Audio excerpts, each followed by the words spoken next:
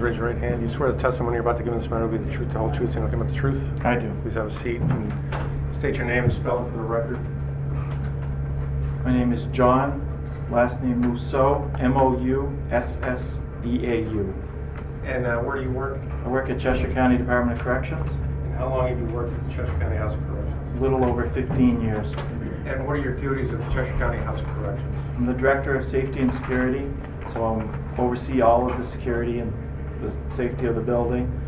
That includes all of the cameras and all the electronics in the building.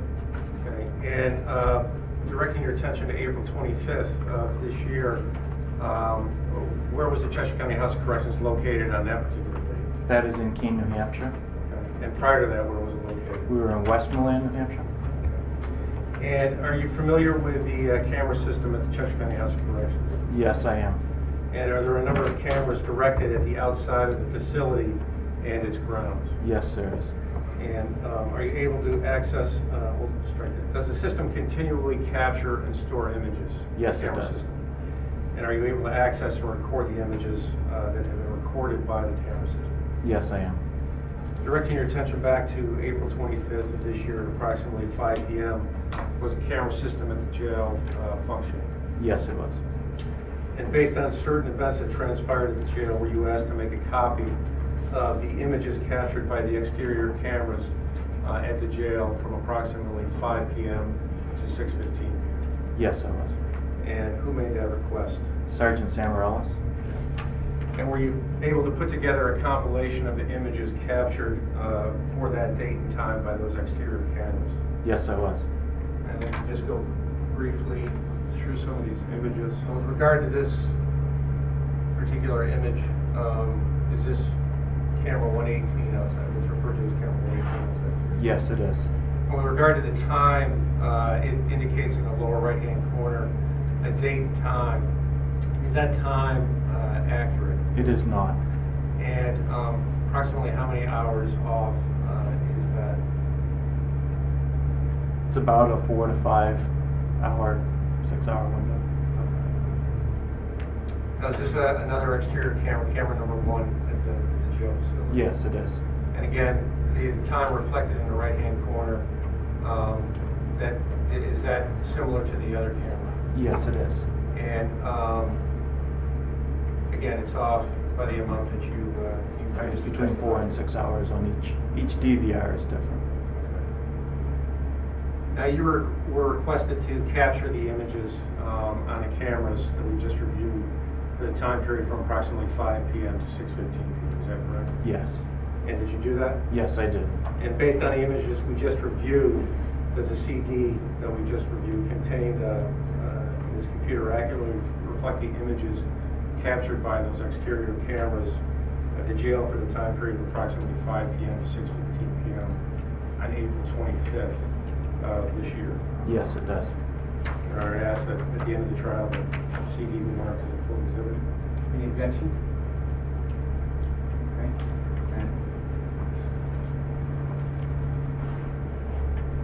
In addition to the camera system at the jail, are you familiar with signs posted around the jail property? Yes, I am.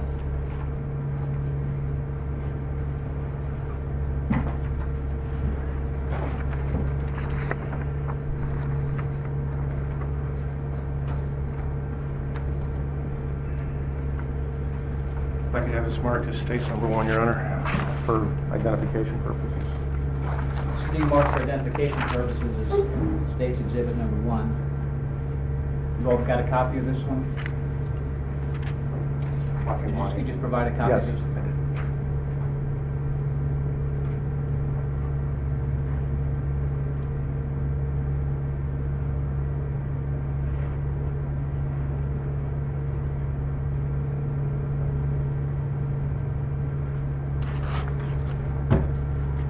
I show you what's been marked as states number 1 for identification purposes.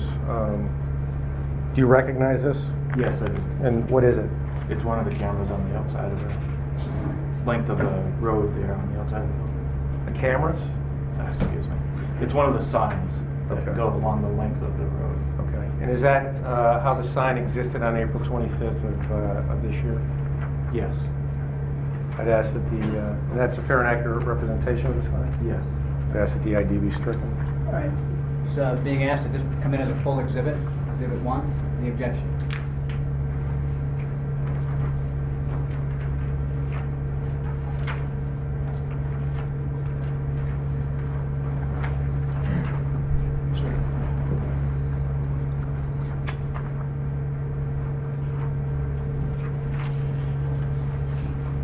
Ask the court to mark this as states number 2 for ID purposes.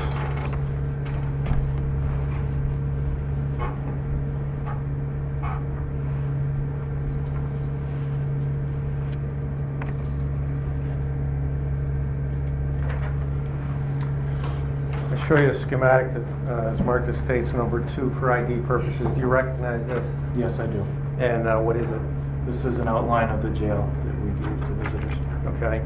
And it is a fair and accurate representation of a general schematic of the jail and the location of different wings. Yes. I ask that this be marked as in the full exhibit. Excuse me, I couldn't quite hear the answer. Okay, speak up. Ask the question again, please. It is just fairly and accurately represent the general outline of the jail as it exists. Yes. Did you hear that? Yes. Any objection? This is being asked to be marked as Exhibit 2.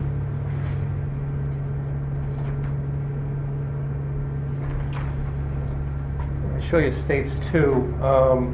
Do you notice the black dots on the schematic? Yes.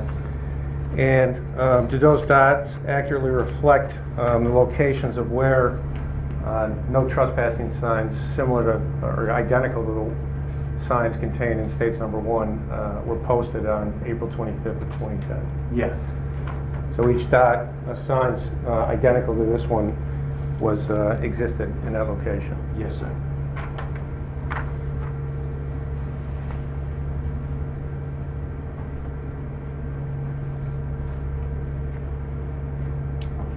Direct your attention back to the April 25th at around 5 p.m. Were you on duty? No, I was not. At some point, were you made aware that there was an issue with some protesters at the jail? Yes, I received a call from the jail. Okay, and when was that and what were you told? It was, approximately 4:45, 4:30, somewhere in that time frame. I was told that there were a number of protesters outside the jail. And what did you do after being told this information? Called the superintendent. Okay, and what did the superintendent indicate to you to do? He advised me to let the shift supervisor know, tell those people to leave. If they did not leave, then we were going to call the police. Okay. And did you pass, so this is an order from Director or Superintendent Van Wickler? Yes. And he directed you to tell the shift supervisor to order the people to leave? Yes. And did you convey that to the shift supervisor? Yes, I did. And who was the shift supervisor? It was Sergeant DeTorres. Excuse me, can I ask a question? Is Richard Van Wickler here today? I don't know. Is he here? That was that. Because I would like to motion for dismissal if it seems to have been established that he is our accuser in this trial and we have a right to face our accuser. I believe it's the prosecution's responsibility to provide the accuser Again, in the trial. when the case is submitted, if you think there's a deficiency in the case, you can raise the motion then. It's premature at this point to make that motion. Is it not clear from this testimony that he is the accuser in this case? That's a matter of argument at the end of the case. When if you want to make that motion, for all I know, he'll walk in the door right now. I'll wait until then. So you were ordered by Superintendent Van Wickler to order Sergeant DeTorres to tell the protesters to leave? Yes. Actually, I have no further. Okay, we'll go left to right. Mr. Freeman, do you have any questions for this I witness? sure do. Let's see. Was it John? You're going to stand up and ask questions. That's a rule of the court. When you ask questions, you'll stand up. I have an objection to standing. It's a court rule. Religious. It's not my rule. You'll stand up or you won't ask any questions. If I'm doing it, I'm doing it under duress then. Yeah. Your objection is noted. All right. Is it John? Yes. John, you said you were working. You've been You're working. going to have to for get the- his permission to call him John before you ask him questions in that regard. You mind if I call you John? I don't mind. All right. It's my understanding that you said you'd been working at the Cheshire County Department of Corrections at the jail for 15 years? Yes, And so therefore you were working back when it was at the Westmoreland location? yes, The event that we're discussing here today at the Keene location, was that the first time that you'd been made aware of activists' presence outside of your workplace? Objection, Your Honor, relevance. What's the relevance to that? We'll be establishing a pattern of the folks that were visiting the jail on that day have visited many times in the past, and there were no such warnings or threats or anything like that. The fact that there was inaction in one case doesn't prevent there being action in another case, so it's not relevant to this particular case.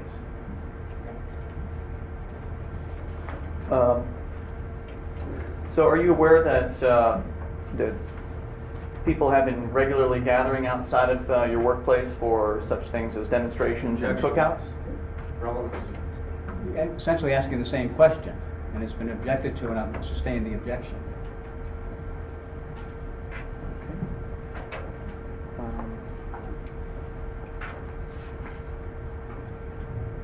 Is the public allowed to visit your facility? yes, And would that be why you have public parking signs in the parking lot? yes, Are you allowed to prevent members of the public from accessing your workplace simply because you disagree with their opinions? Objection, Your Honor, relevance. What's the relevance? I'm just curious as to what the parameters are here, because on one hand, there's the public access, which was made very clear by the signage that he just, Well, referenced. let me ask you, what's the point you're trying to make? Maybe that'll help me. I'm just wondering what the criteria are as far as why they would allow some people to come to this location and others not. Well, you can ask that question. Do you need me to re-ask the question? yes, Are you allowed to prevent members of the public from accessing your workplace because you disagree or the superintendent disagrees with their opinions? not because they disagree with their opinions, That's but a they have yes to or have no a answer. legitimate purpose. No, any person on the stand can explain any answer that they provide. So he's answered your question, he wants to explain it.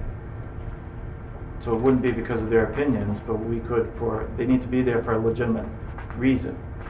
Who defines what a legitimate reason is? I would say the superintendent, myself, some of the staff, What would you say are some legitimate reasons?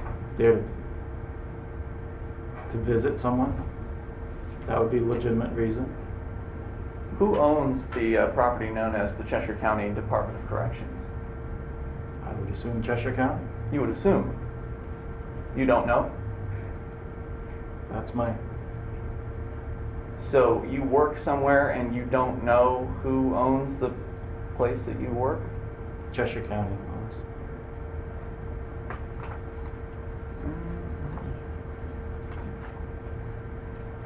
So were you under orders to arrest activists at the facility?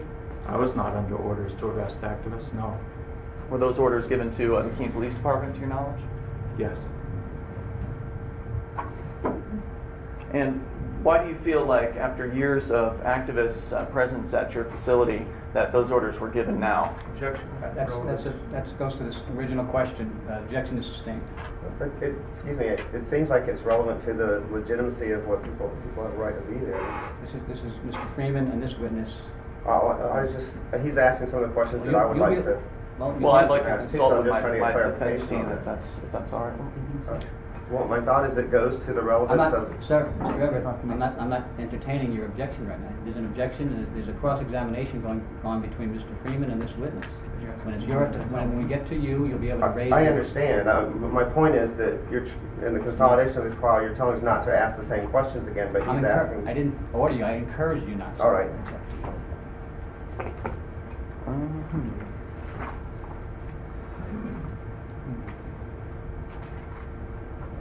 Okay, I don't have any further questions. Okay, thank you. Ms. Canario, do you have any questions?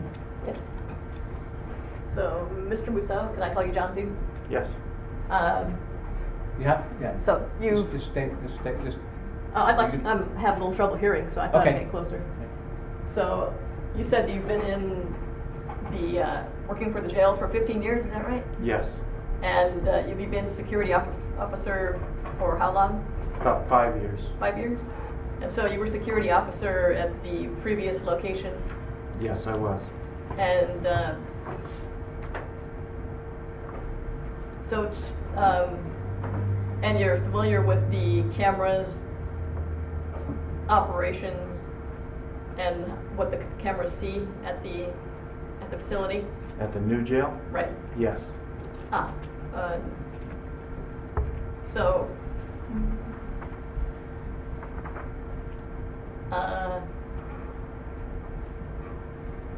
hold on a second.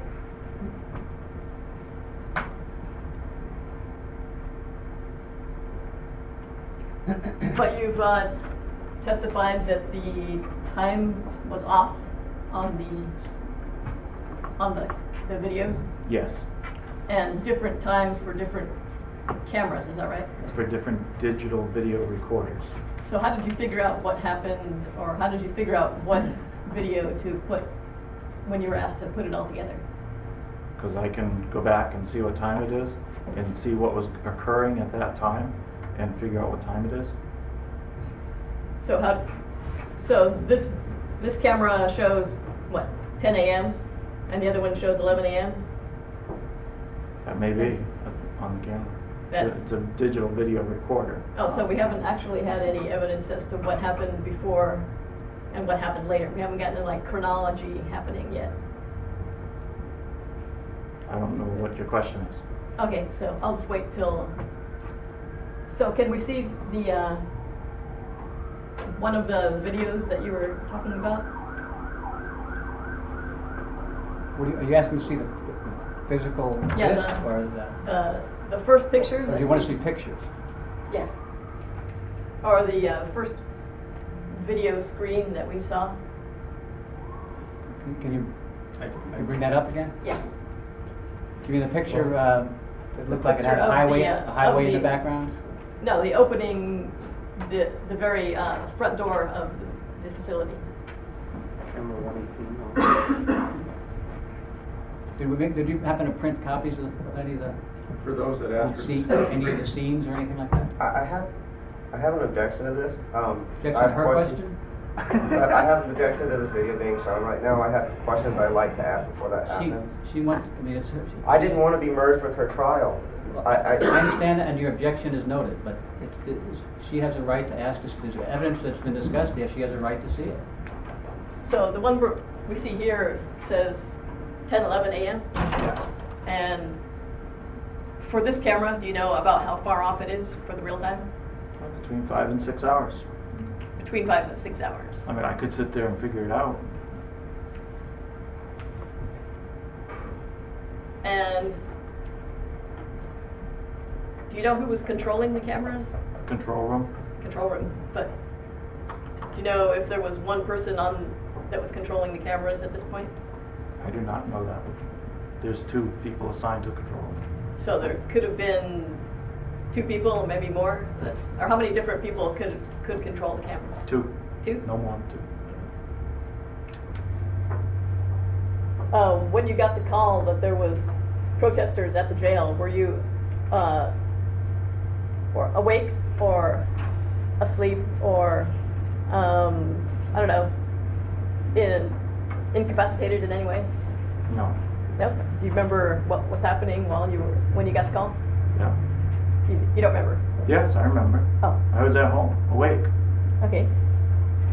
Indoors, outdoors, do you remember? I was inside my house. Okay.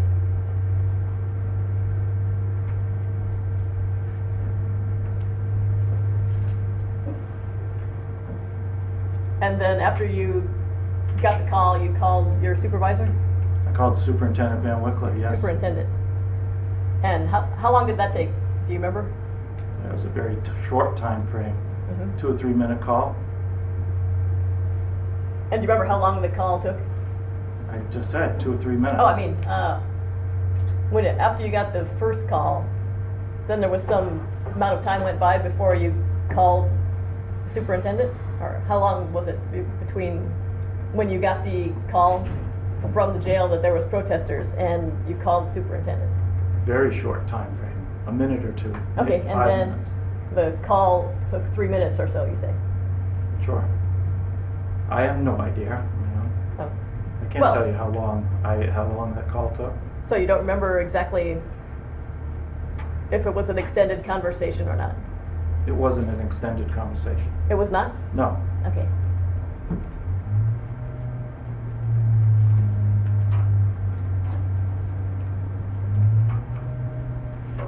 Did you visit the jail at any time that day? I'd maybe been there previously in the day, not after that. I went there an hour or two later. So, yes, I have gone to the jail. I went to the jail after I received the call. Thank you, that's all. Thank you. Mr. Murphy, do you have any questions? Yes. Mind if I call you John? I don't mind. John, you've previously testified that the owner of the Cheshire County House of Corrections would be Cheshire County. Yes, Can you identify Cheshire County for me? I cannot identify Cheshire County for you. You cannot identify the owner of the facility? I'm not going to begin to try to answer that. I don't know. Would it be fair to identify the owner as the people of Cheshire County? Objection, Your Honor. Grounds? Relevant? What's the relevance of the question? I'm trying to establish that as residents of Cheshire County, we were... Sorry, start again. I'm attempting to establish that as residents of Cheshire County, we were partial owners of the facility and therefore authorized to be there. Well, first of all, it hasn't been established what you're residents of at all, number one, but secondly, it's not relevant to this particular case, so I'm going to sustain the objection. Any further questions? I would like it noted for the record that I have a conflict of conscience based on religious beliefs for standing for the court, and I am doing it so under arrest as well. Do you mind if I call you John? I don't mind. Thank you. Okay, as I understand from your previous answers, you were not actually monitoring the cameras live that day, but... That is correct. Okay, but have you reviewed the footage? Yes, I have. Okay. Would you say, approximately how many people would you say were present that day from the public? Not officers or guards working, but people from the public. Would you say that it was just a rough number? I don't follow your question. How many people do you think were there based on your review of the footage? Are you Just talking roughly. about people in the parking lot or Right. what? In the parking lot or on the facility, on the grounds of the facility? Off and on, there was between 50 people, 60 people at one time, down Okay. to one So or two. you would agree, if I said it was in excess of 50 or so, you would agree with that approximation? Yes. Okay. Did people arrive all at once? No. Did they arrive, so you say they arrived sporadically? I just want a clarification. When you talk about people who were there that day, you're talking about people who've been referred to as protesters or anybody The- visited any allegedly time? protesting, yes. But not anybody who visited for any purpose all day long. You're talking about Correct. just this incident. Correct. I'm referring to people that you would characterize as being there as part of this incident. So you would agree that they arrived sporadically Yes, according to the cameras. and by different means? Yes. So when would you say I arrived? I have no idea. Do you know how I arrived? I'm not testifying that I have viewed all those I cameras. understand this is going to and- become relevant. That's- It's going to be very relevant. Please, he'll let you finish asking your questions, but you have to let him finish his answers. Okay. Okay? I put the video onto a disc. That's what I'm testifying to. What's on the video is not what I'm testifying to. I understand, but you did agree that you reviewed the footage. So I'm asking you I based on put it your review of the onto footage. I put it onto a disc. I don't sit and watch that whole thing. But you just said that you did review the footage. That's what I asked earlier. I put it onto a disc. There is some of it that I may be viewing as it goes onto the disc. I do not watch it, take notes, and anything of that manner.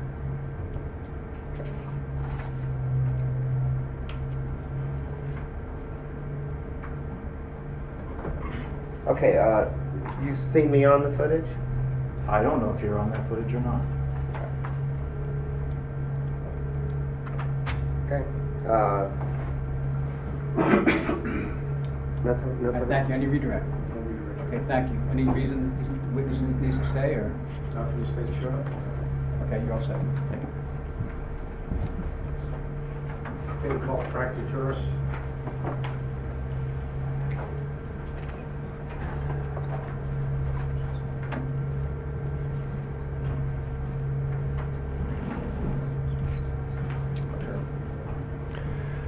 Please raise your right hand. Do you swear the testimony you're about to give in this matter will be the truth, the whole truth, and nothing but the truth? Yes, I do. Please have a seat and introduce yourself and spell your name for the My name record. is Frank DeTaris, last name D-E, capital T-U-R-R-I-S.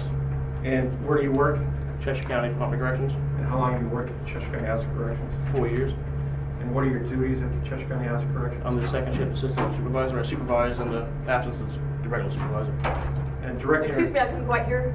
Yeah, can you speak up and try to slow down a little bit? I supervise in the absence of the shift supervisor. Directing your attention back to April 25th at approximately 5 p.m., were you on duty at the Cheshire County House of Corrections? Yes, I was. And at some point, were you made aware that there was an issue with some alleged protesters at the jail? Yes. And describe what you observed when you were made aware of this and what you did.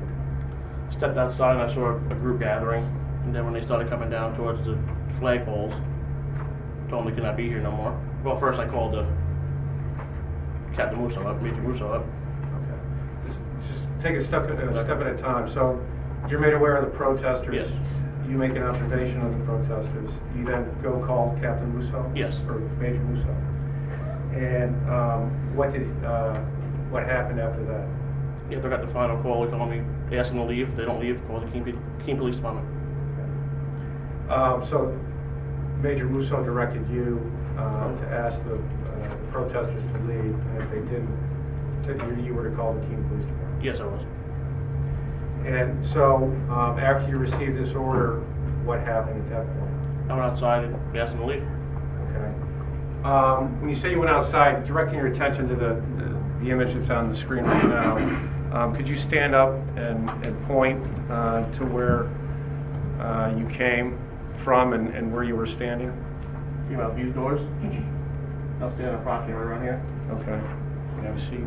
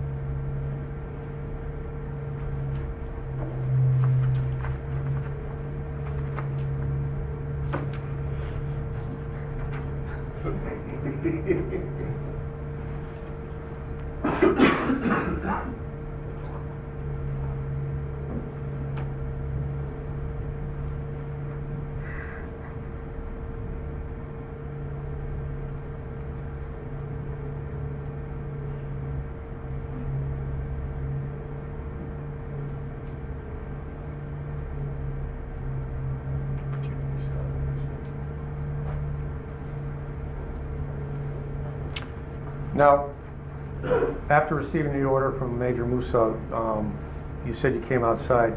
If you can you point out where you, if in fact you're located in this image and where you are? I'm right here. Okay. And is this the point that you told the people that were gathering that they had to leave? Yes. And what did you say, and what was their response, if any? Can you testify what transpired? I told them I had to leave, or the police were coming to get me to protest, and I got a bunch of different responses. Okay. And do you recall what any of the responses were? No. And did you repeatedly tell them that they had to leave? Several times, yes. Okay. And did you say it in a loud voice? Yes. Now, on April 25th of 2010, did you know Dale Everett? No, I Did you know Lauren Canario? no. Did you know Sean Murphy? No. Did you know Ian Freeman or Ian Bernard? From previous incarcerations. Okay, so you knew Ian Freeman? Yes. Okay. And based on your recollection, in this image, is Mr. Freeman, can you see him in this particular group at this point? No, that's true. Okay. You can have a seat.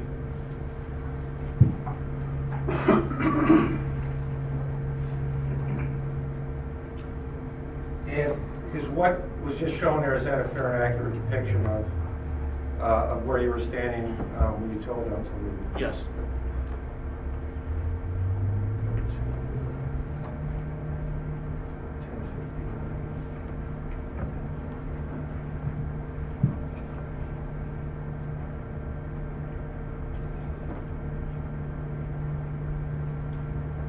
Now, after you told them to leave, what transpired at that point? Did they leave the immediate front area of the building?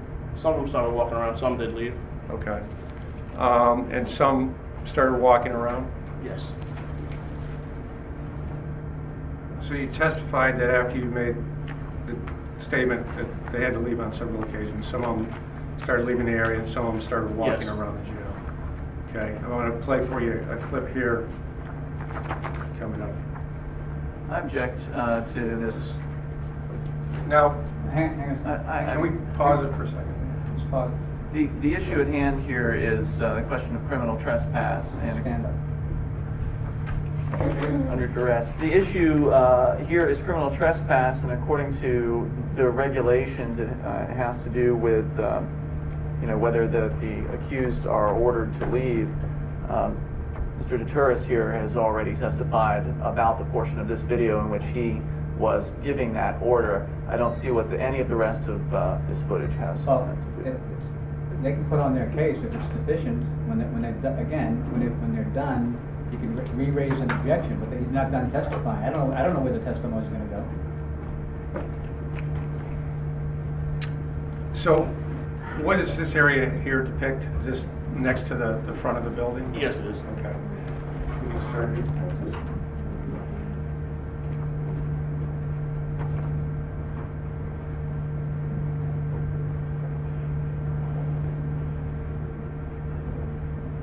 We can stop it. Do you recognize anybody in that clip? Yes, Mr. Freeman? Okay, where is he? He's holding. Okay. And you can have a seat. And where are you standing in relation to Mr. Freeman at this point?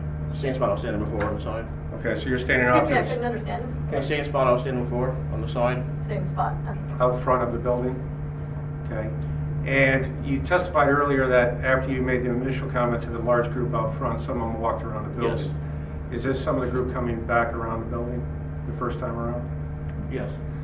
And did you say anything to this group of people as they walked by you when you were standing out front? You guys can't be doing this, you have to leave, the cops are coming.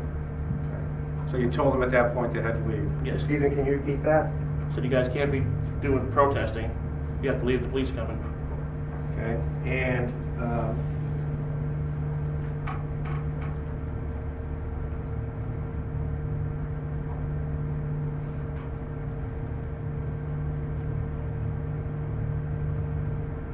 just stop for a second. So just to get a, so that is, you're standing there. Yes. Can we just make a note at this point in the video, because I'd like to ask a question regarding this All right, point, too. it's And I know it's out of turn right now. 10:33:57. I just want to write that down. I don't know what camera is this one? 118. The cameras are up top, Your Honor. Okay. So just to clarify, you come out after you've been directed by Major Musso to tell the protesters to leave, tell the large group Some of them disperse, some walk around the jail. When they came around, when this group came around the jail, you again told them that they had to leave? Yes. Or you told this group they had to leave? Yes. Okay. And when it became clear that everybody wasn't leaving, was a police call? Yes. And what did you do after this? Did you hang out front, or did you go back? I did a little both. I stayed out front, went back inside, waited for the police to show up? Excuse me, can you repeat that, please? I stayed out. I did a little both. I went back inside. You're talking a little bit fast, so just speak up and just try to slow down a little bit.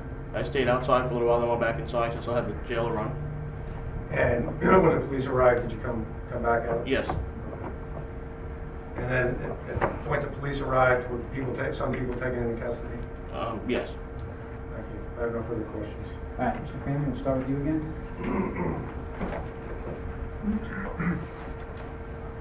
Can I call you Frank? Sure. Were you under the under orders to tell the activists there that day to leave premises? Yes, I was. Who gave you those orders? Major Musso? Now, would you ever refuse to follow an order from Major Musso? Objection, relevance? What's the relevance there? I'm just wondering if he has any ability to make his own decisions about the orders that he follows. It's not relevant. You testified earlier that when you gave the first order to leave that you couldn't see me in the footage. No. Is it your claim that you personally communicated your order to me? No, I didn't say Mr. Freeman. I said you guys, the whole group. Did I acknowledge that you had spoken to me? I'm not too sure.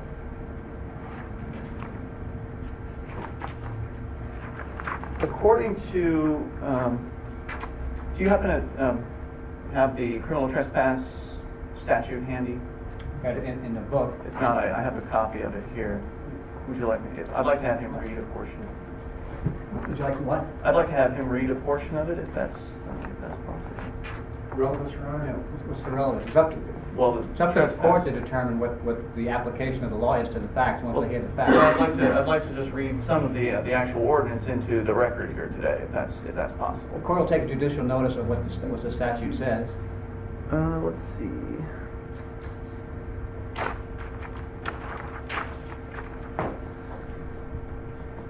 According to RSA 6352, a person is guilty of criminal trespass if, knowing that he's not licensed or privileged to do so, he enters or remains in any place. So, Frank, is it your claim that I'm unprivileged to be on the property called the Cheshire County Department of Corrections or House of Corrections? Objection. It's too broad a question. He's asking, is it your claim that I was not privileged at that point to be on the property? Can you narrow that question down a little bit?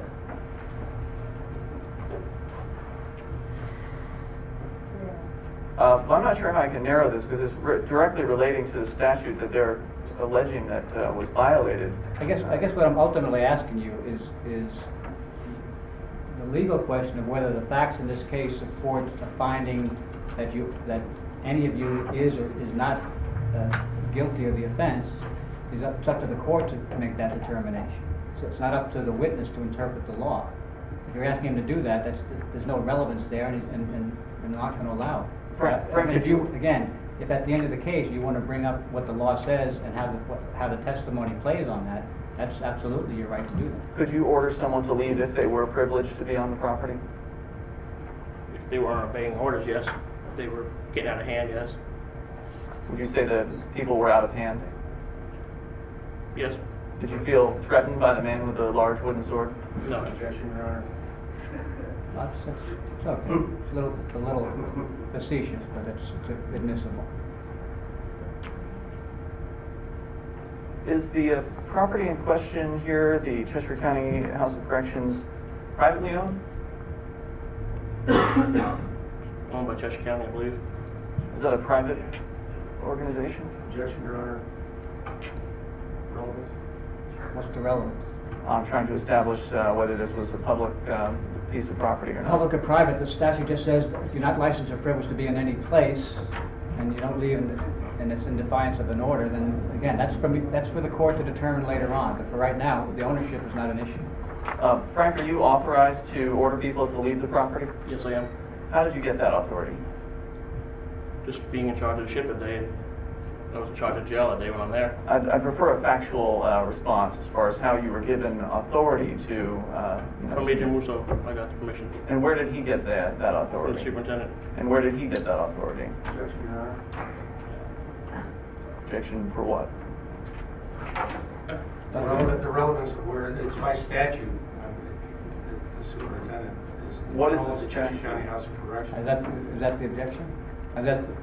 Yeah, I mean, he can't answer that, it's by statute, it's in our. Well, if it's his claim that he has authority, I would like to know where exactly that came from. Well, you're asking a question that will probably have no end to it as you moved along. The issue is whether or not anybody here had the authority, and the question, and he's testified that he had the authority from his superior. He's claiming that authority And if you exists. think that authority is insufficient, then you can either bring a witness in or testify as to why you think it's insufficient, or why you think his superior or the superintendent had no authority to issue the orders they did. You have every right to present evidence in that regard, but as far as asking this witness that question, that's as far as it's going to get. I don't understand how one can claim to have authority but yet not know from whence it comes. Well, then you can argue that he doesn't have a foundation for his statements. You can argue that at the end of the case. That's your right to do.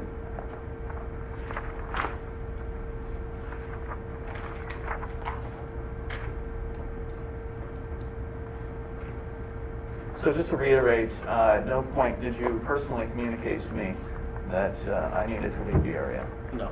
Thank you. That's all. Any redirect? No, Your Honor. Okay, you have a seat then. Thank you. Actually, Oh, I'm sorry. Ma'am?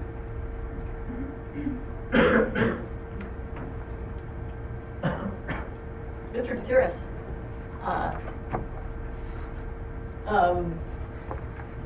you've testified that you told everyone not to leave or to leave Yes.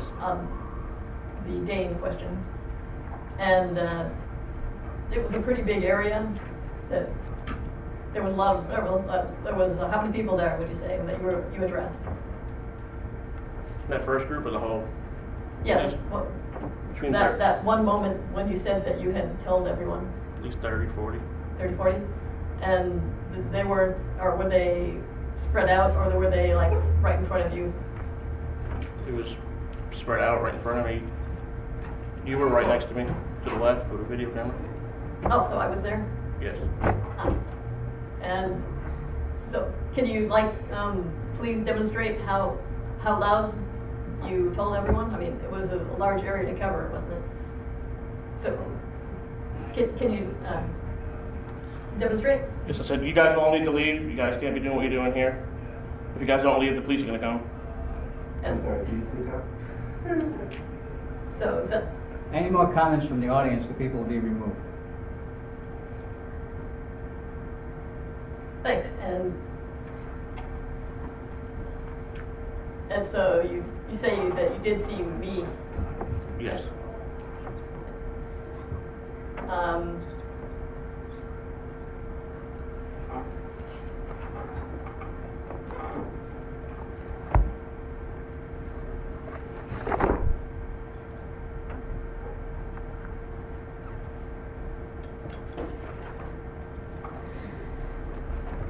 So when you saw the protesters, how long did it take between when you saw them and when you called your supervisor? I don't have an exact time, under 5 minutes. 5 minutes? So what was your thought that was going, or there was a situation there that you needed help with, or you thought you couldn't handle? No, I just followed the proper channels. So this is one of the things that you're supposed to report? Is that? Or, I mean, if the garbage truck comes, do you report that? No. If somebody comes to visit, you don't report that? No. So, you don't report everything? Not everything. But what made you report this? You guys are out there protesting. That was a lot different than garbage truck and visitors. In what way though? I mean, Your Honor, relevance, I mean, I have given some leeway, but I'm not sure it is ultimately. Oh, just, why don't you, what point are you trying to make? well, he made a call to the supervisor, but I was wondering what he was, or what was in his mind, or what they think was the danger or the emergency, or if he had any thought of that sort. You can answer that if you know. Well, when they walk around the building, they could have riled the other inmates up. And they could have caused, who knows what they could cause.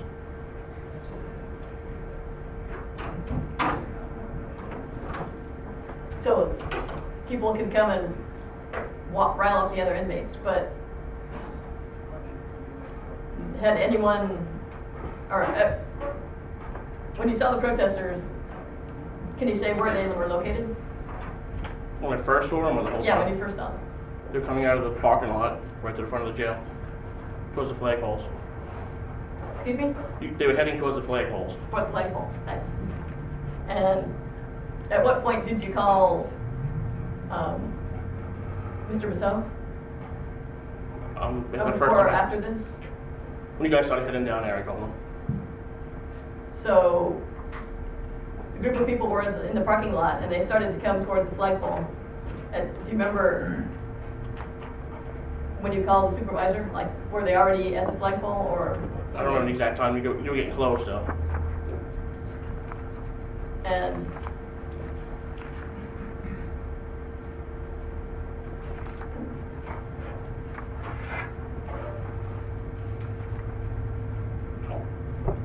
so in your mind, were you anxious when you saw this happening?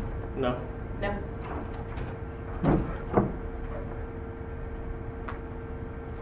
And when Mr. Musso told you to tell him to leave, you brought somebody up with you. You weren't there alone, right? No. So how many people did you bring with you? I had 2 people with me. 2 people.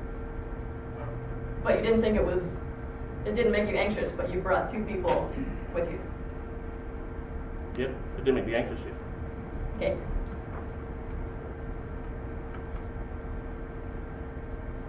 Just a second.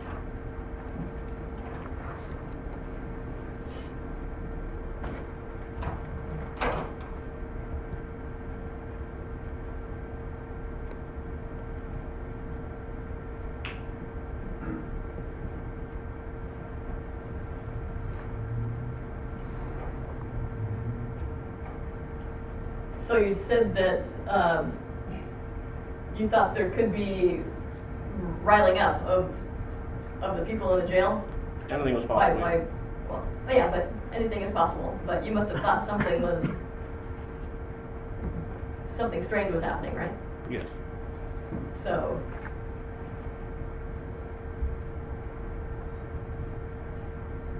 I'm trying to figure out why you would call your supervisor before anything had happened. Or if the people have come to visit, you said you don't call the supervisor. But if 5 people come to visit, It was more than 5 people.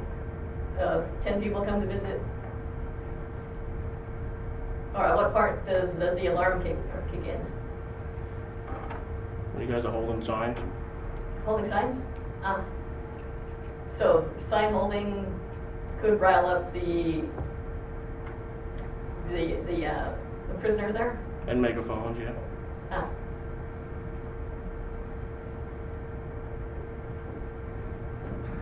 And at what point did you call the police? Do you remember? I don't remember the exact time, but after the whole group wouldn't leave. I wonder if we have if we could see the part on the video, the point that you described, that everyone wouldn't leave. I mean, Yeah, he'll put it up. You mean when the testimony was that when he first came out and addressed people? oh, that was one point, but you were just describing a point at which you called the police, Yes, I which think was later, right? Yeah. I guess what What are you looking for them to put up here? I would like to see what he saw or what he felt was amiss in order to him have to call the police.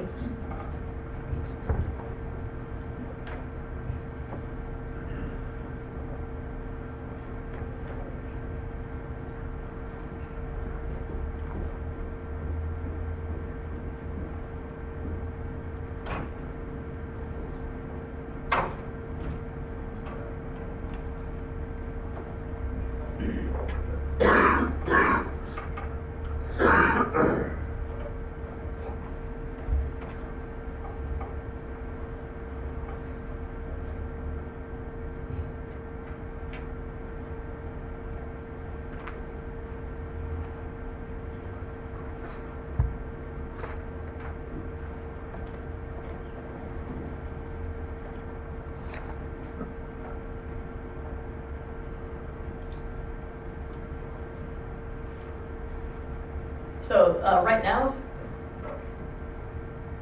this is before or after you ask everyone to leave. Can you tell? No, I can't tell. If you go back 3 minutes Well, or that's so. what I'm trying to ask you, is that there was video earlier of what was testified to as this witness and at least one other person out to the right of the flagpole there, and that's when he testified that he addressed the group and said they have to Right. leave. And the Is that what you're trying to, because I don't see him in this video right now. Which is there. Exactly. Coming up. That's coming up? Yeah, sure. By my notes, that was Was that- 10:23 was that that he was outside asking people I'm to sorry, leave. I couldn't hear you, sorry. Oh, I couldn't hear you. I think it happened 4 minutes before this, Okay. that he asked people. So, Mr. DeTuris, at this point, people are approaching the flagpole. Had you called the supervisor yet? Yes. Yes. So, now we're at the point where you say that you gave the announcement, right? Yes. And if you go forward about 2 minutes, see, right now there's about 15, 20 people near the flagpole.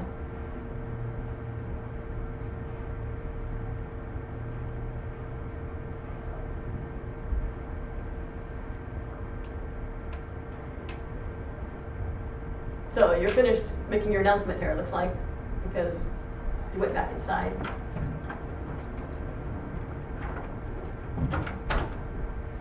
And so you were watching out the window to see what was happening? Or maybe through the camera, I had the control room watching through the camera. control room? And at what point did you think no one was leaving, or everyone wasn't leaving? When we all started gathering a little further away and people started walking around. Can we look at the point where people start walking around? I didn't notice that in the previous showing. Well, the only other scene, I think, was when there was a group. That's at 33, when they... Yeah, right. But I don't know where that was with respect to the building.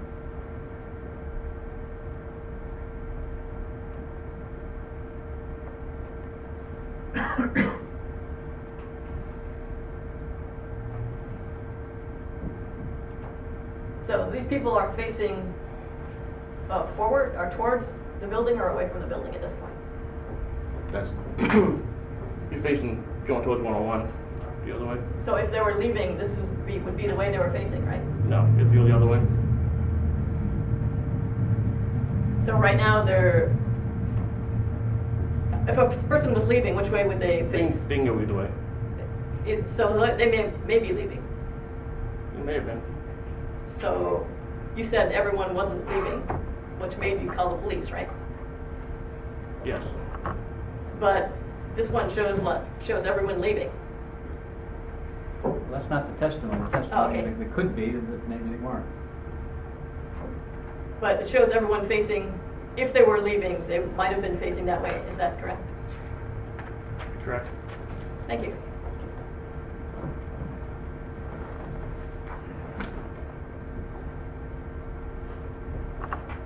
Can I just get a clarification here? Sure. Can you just put this in front of you, because I'm going to refer to this schematic.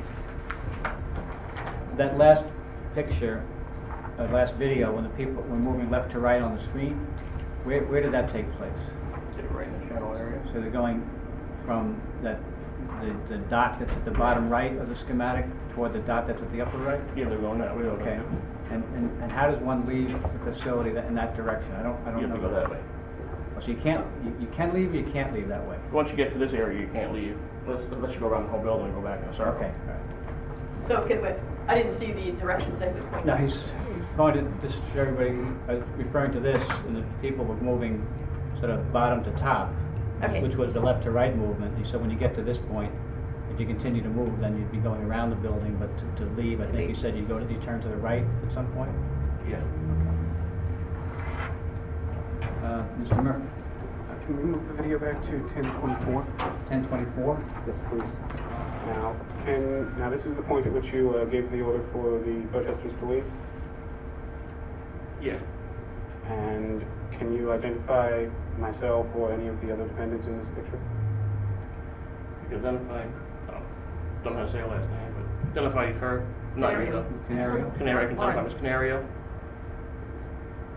And this group, that's it. Okay, thank you. I didn't hear the second name. Said that's, out of this group, that's it. Oh, okay. Okay. Have you received any training relating specifically to dealing with protesters at the facility? No. Okay, thank you. All right. So approximately how many people would you say were there that day? Same question I asked you before. You Oh, mean this- you mean people like? All right, I'm trying to. Right, no, when you say that day, you mean this group of people? Oh, I or see. this You want case? clarification. People that you are describing as allegedly as protesters, how many would you say there were? Just a rough, Over 30. obviously. Would you say that people were, actually, can I, we got a different answer earlier. Can I submit a picture from the event? And I have a digital version as well that we can put up if we'd like. What do you have? There's a picture taken at the event. Picture shown. that you took? Or just someone? It's someone at the event took it. I think they can verify that it matches the video. He's not going to be able to test. You maybe show it to him, but ask him if it depicts. That's fine. I mean, it characterizes how many people were there, and since we got a different answer earlier, there's quite a lot of people there is what I'm trying to establish. Just show it to the. Sure. Yeah, I don't think they'll have an objection. And this video one here as well. Oh, if you want to,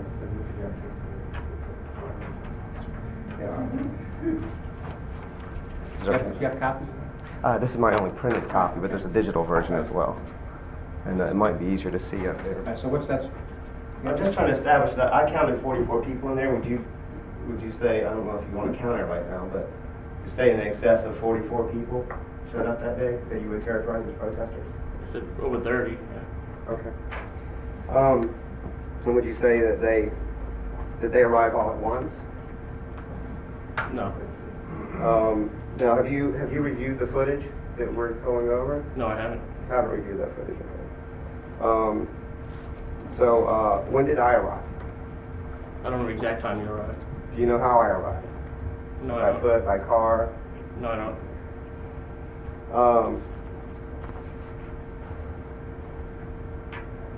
Okay, so now you said earlier that you called and said that there were protesters. Is that correct? You called to John Musso? Yes. Is that correct? And you told him. Can you tell me exactly what you said in that call? I don't remember exactly what I said. I remember we said we have protesters outside gathering. Did you clarify what that meant to him at all, or did you just say protesters are here? Just protesters. Okay. So no more detail than that. No. Okay. And you said that he conveyed an order to you to tell the alleged protesters to leave? Yes. How would you characterize my behavior that day? My activities, what was I doing? When you came inside, or just the whole day? Just in general, how would you describe my activities? Well, I seen you coming from this way, and Okay. Was I shouting angrily? no, Was I shouting at all? not that I recall. Was I using a bullhorn? No, you weren't. Was I holding a sign? Not that I remember. What about my activities that day would you use to come to the conclusion that I was protesting? And what would you say I was protesting? You're just with the group. Okay, but I'm here defending myself today. Okay, but you were asked to My leave. activities. You were asked to leave and you didn't leave. Okay. So, when did you ask me to leave? When you came around that way. Okay, Say how- so When you say that way, what? When you came around the back. Side. Okay. can we get the video back then to 10:33? Let's go a little bit earlier than that point. 10:33, around 10:33:30, please.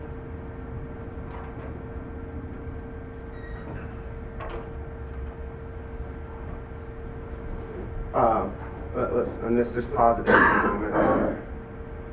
Did I do anything threatening that day that you can recall? That's what I recall.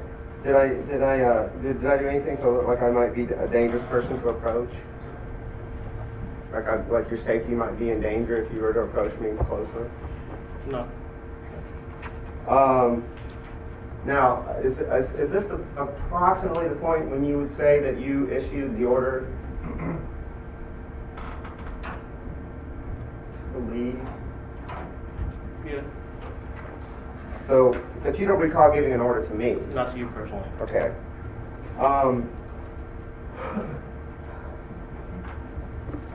Can I bring my complaint up for him to read something? To have it entered into the record? Well, This it's is in relevant the, to- it's in the record anyway. You want to refer to the...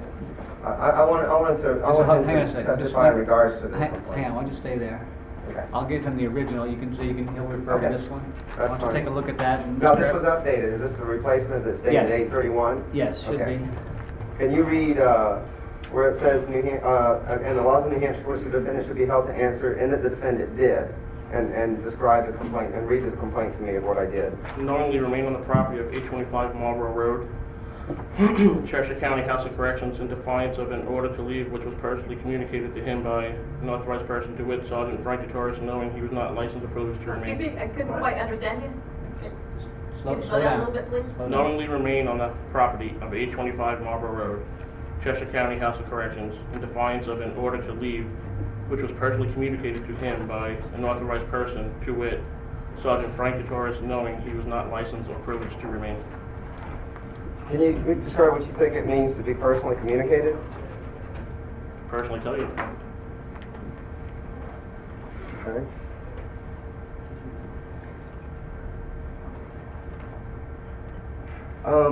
Okay, can we, let's see, we're at 10:30. I think, I want to see something. If you could back it up just a little bit. I think there's a closer up shot that shows. Well, I think, are you operating a Zoom from there? Oh, No, I No, can't. that just, okay. I can, I think it's a little earlier, if you could go back up a little bit.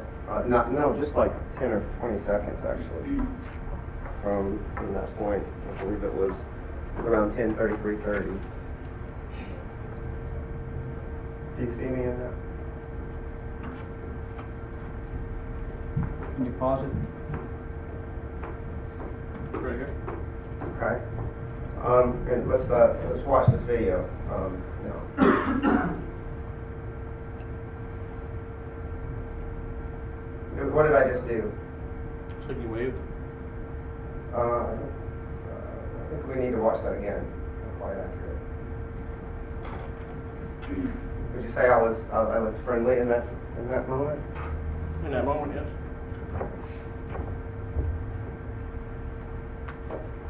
Okay, actually stop for a moment here. Point yourself in this part of the video. And point about where I was when you said that you gave the order. You were in this general area, Okay. About how far away do you think that is? roughly 40 feet. Okay. Can we back it up? How far? Just a few seconds, 10 seconds. When I did what he said, when he said I waved.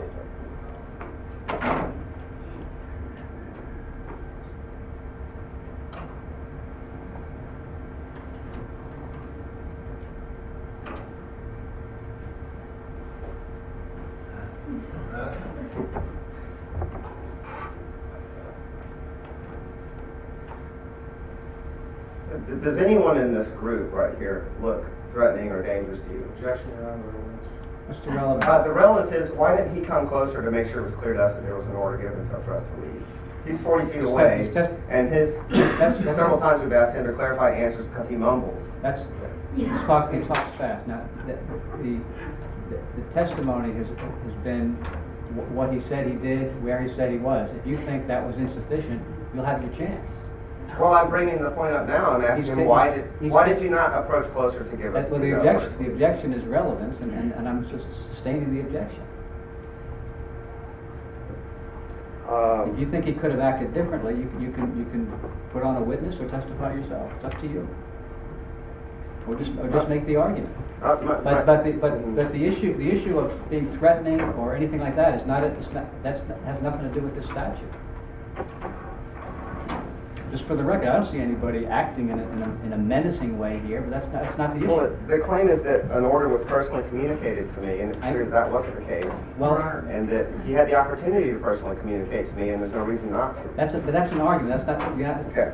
And also, I'll save the objection for later, but the case of State v. Dupuy at 118 New Hampshire 848 interprets the phrase personally communicates. And the Supreme Court has already held that it doesn't require actual individual communication.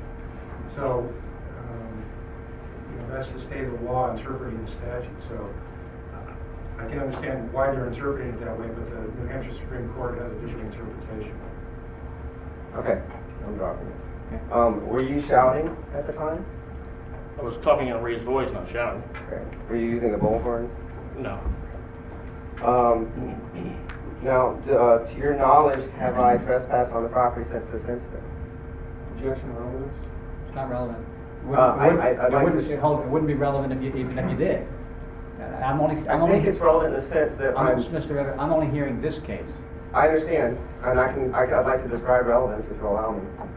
I think I'm trying to establish that there's no reason, there's no evidence presented to.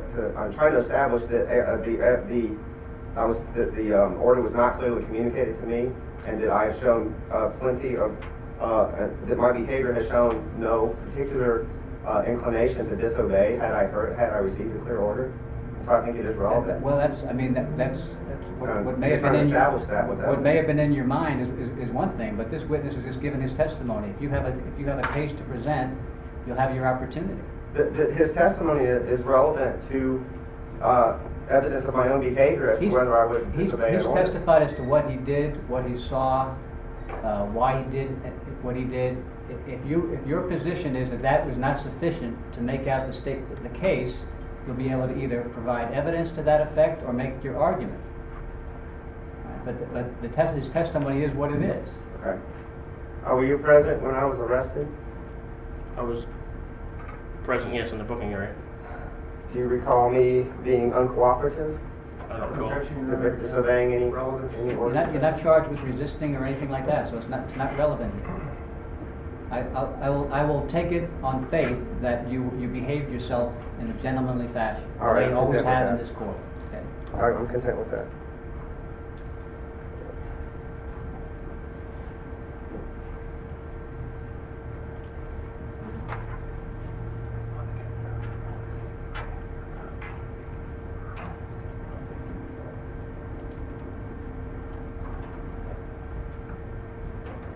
Okay, good. Do you recall where I was when the actual arrest took place? Standing right in the parking lot. In the parking lot? Yes. Is that a public parking lot?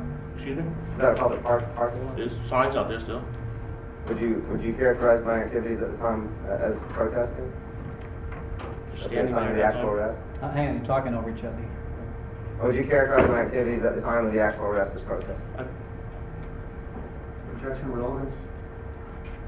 I'll let him ask. I don't really remember what you were doing at the time of arrest, to be honest with you. I'm just establishing. I was in the public parking lot. I can't. You're not under oath, so I can't take into consideration any facts you want me to consider. I understand. Okay. No further Right, thank you. Any redirect? Yes, sir. Yeah, is the parking lot part of the jail's property? Yes. Public parking, when people come to visit, that's where they park, and that's Yes. part of the jail's property. Now, you testified that before this trial, you didn't know Mr. Everett, Ms. Canario, or Mr. Murphy. But today, you just identified Mr. Everett in that video? Yeah, from the facial. And can you identify him here in court today? Would you point Yes. him out? The green shirt at the end. And the record reflects you identified Mr. Everett. You will? And you testified you didn't know Ms. Canario before this day. No.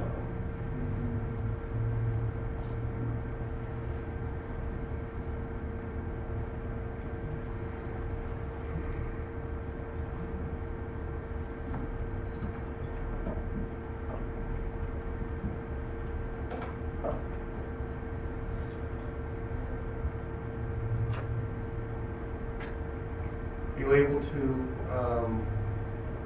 identify Ms. Canario in this particular photo?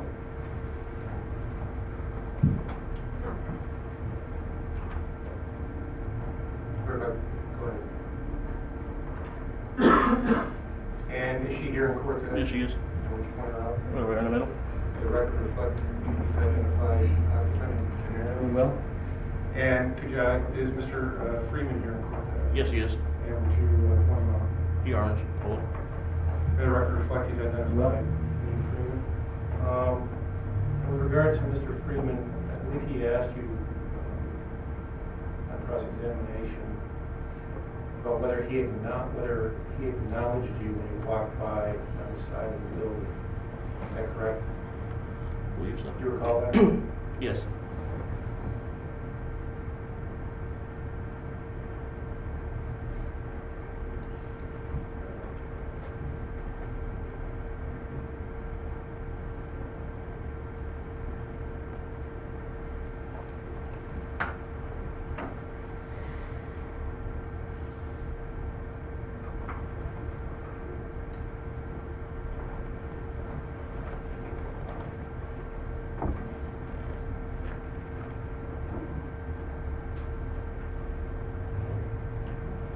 Is that you? Is that you standing there? Yeah, I'm standing with somebody else over there.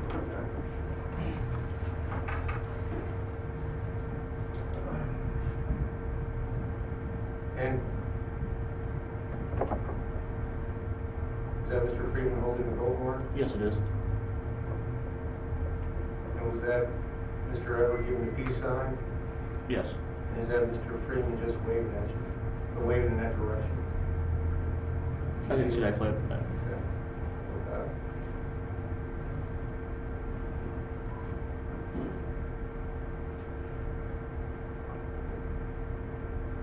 Yes. Does that appear to be Mr. Freeman looking over at you and waving in your direction? Yes. Ms. Canario, I was asking you a bunch of questions about your decision going inside and calling the police.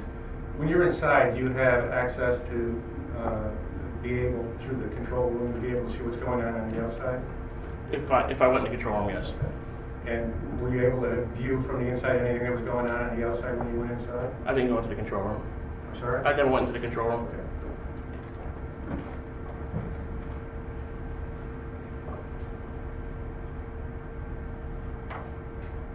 And do you recall, with regard to the signs that some of the people were carrying, what any of them said? I believe it was Objection, relevance. What's the relevance of this? They engaged in a long line of questioning that the court allowed about the significance of the protest. I'm just trying to flesh out his understanding of why he was there. I didn't engage in any of that questioning. Hang on. One objection. That's fine, thank you. I'll sustain the objection. Thank you. I have no further questions. Okay, if any of you has any questions based strictly on what the redirect was about, you can ask those questions. You can have another round, but we're not going to go into territory that wasn't just raised. That's how we cross-examination is handled. Do you have any questions? Any additional questions? Oh, can I just, one question about Does it have to do with what? Yeah, with what, Okay. what you just mentioned. You said is this right that you never went into the control room? Is that what you said? yes. That's right. Okay, thanks. Okay. That's it then? Thank you. You can have a seat. State Call Sergeant James Morales.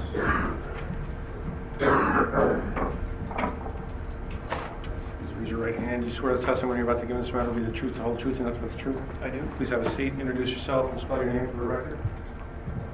My name is James Cimarelis, Cemorelis. I'm a sergeant with the City of Keene Police Department. And how long have you worked at the Keene Police Department? A little over 12 years.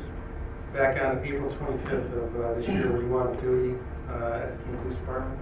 Yes, I was. And at that point, what were your duties? I was assigned the duties of shift commander. And directing your attention to approximately 5:30 or 6 p.m., did the Keene Police Department receive a call about protesters at the Cheshire County Hospital? Yes, we did. And what was relayed to you by dispatch?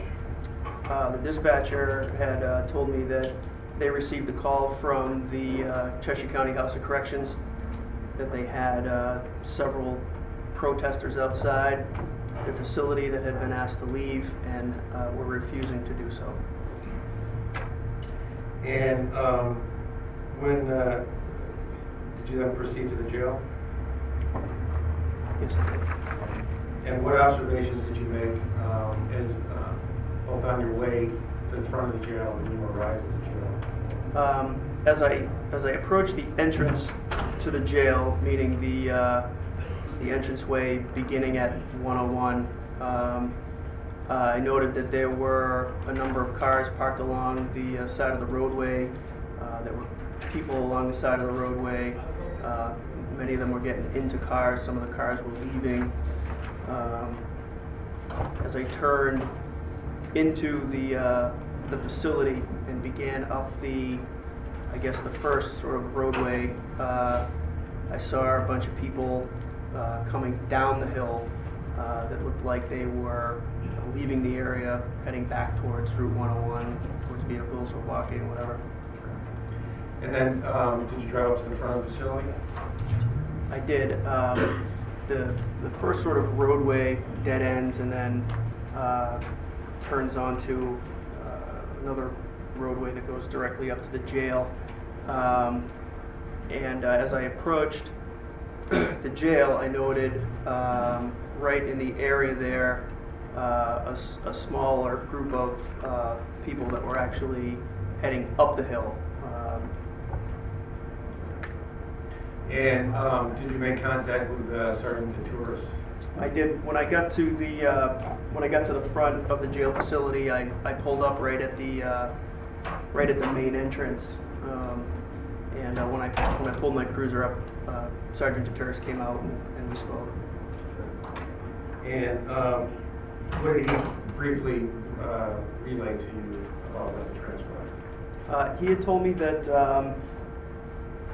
there were a number of people who had come up that were protesting at the jail, that he had ordered them to leave, and that initially that they had not left, but then ultimately did. I told him that it looked like another group was coming up, and so I waited there with him for a while. And on April 25th, did you know Ian Bernard? Yes, I did. Did you know Dale Everett? No, I did not. Did you know Canario? No. Sean Murphy? I knew Mr. Murphy by look, by sight, but not by name. As a result of your work on this case, including reviewing the videotape from the jail, do you now know Ms. Canario and Mr. Murphy, Mr. Freeman, and Mr. Everett? Yes, I do. Would you identify Mr. Freeman, please, for the record? He's the one on the far left with the orange and black shirt. The record reflects the identified. You will? You already have? And Ms. Canario? For this one? The woman with the white shirt. The record reflects. Will? Mr. Murphy? The gentleman with the black tie and, I'm sorry, red tie and black shirt. The record reflects that. Will? And Mr. Everett. And the gentleman there with the green shirt.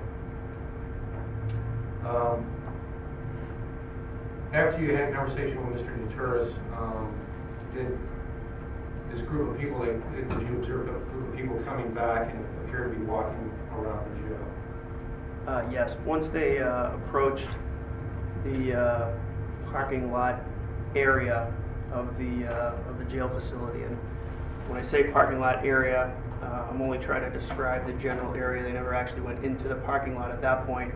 We continued on the roadway and began to go around the jail facility, which I was told was closed off to the public in general, and was posted as being open only to authorized persons. And did you observe those people come back after they had gone all the way around and come back around the front? I did. And were you able to identify anybody out of that group as far as these defendants on trial here today? They were all present in that group. Okay, so all four of the All defendants? four were present in that group.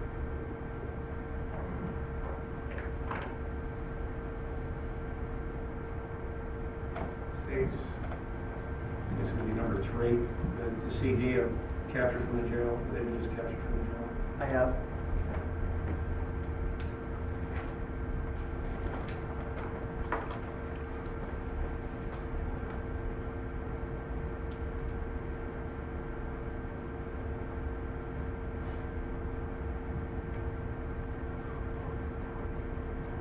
Just want to play this for you. Do you recognize Mr. Murphy in this particular clip?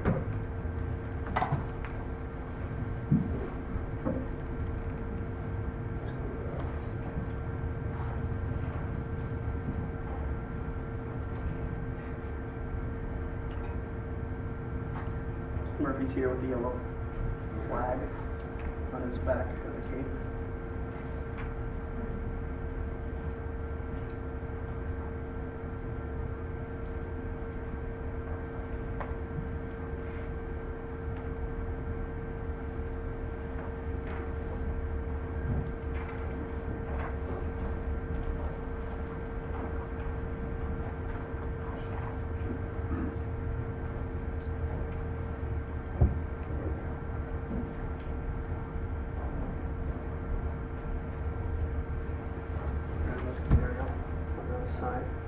That's for Can you hear Canario that? carrying the sign. Can you hear him? Can you hear him? And that would be her running up to the front, holding the sign. Yes. Objection, leading the witness. Somewhat leading. Staying. And was Mr. Freeman arrested on the jail grounds? Yes, he was. And was Ms. Canario arrested on jail grounds? Yes, she was. And was Mr. Murphy arrested on jail grounds? Yes, he was. And was Mr. Everett arrested on jail grounds? Yes, he was. Thank you. Any further questions? Okay, Mr. Freeman? Can I call you James? Sure. Great. Okay. So, were you following orders to arrest the activist at the jail? I was under no orders to make arrests. So you made your own decision on that? Yes, I did.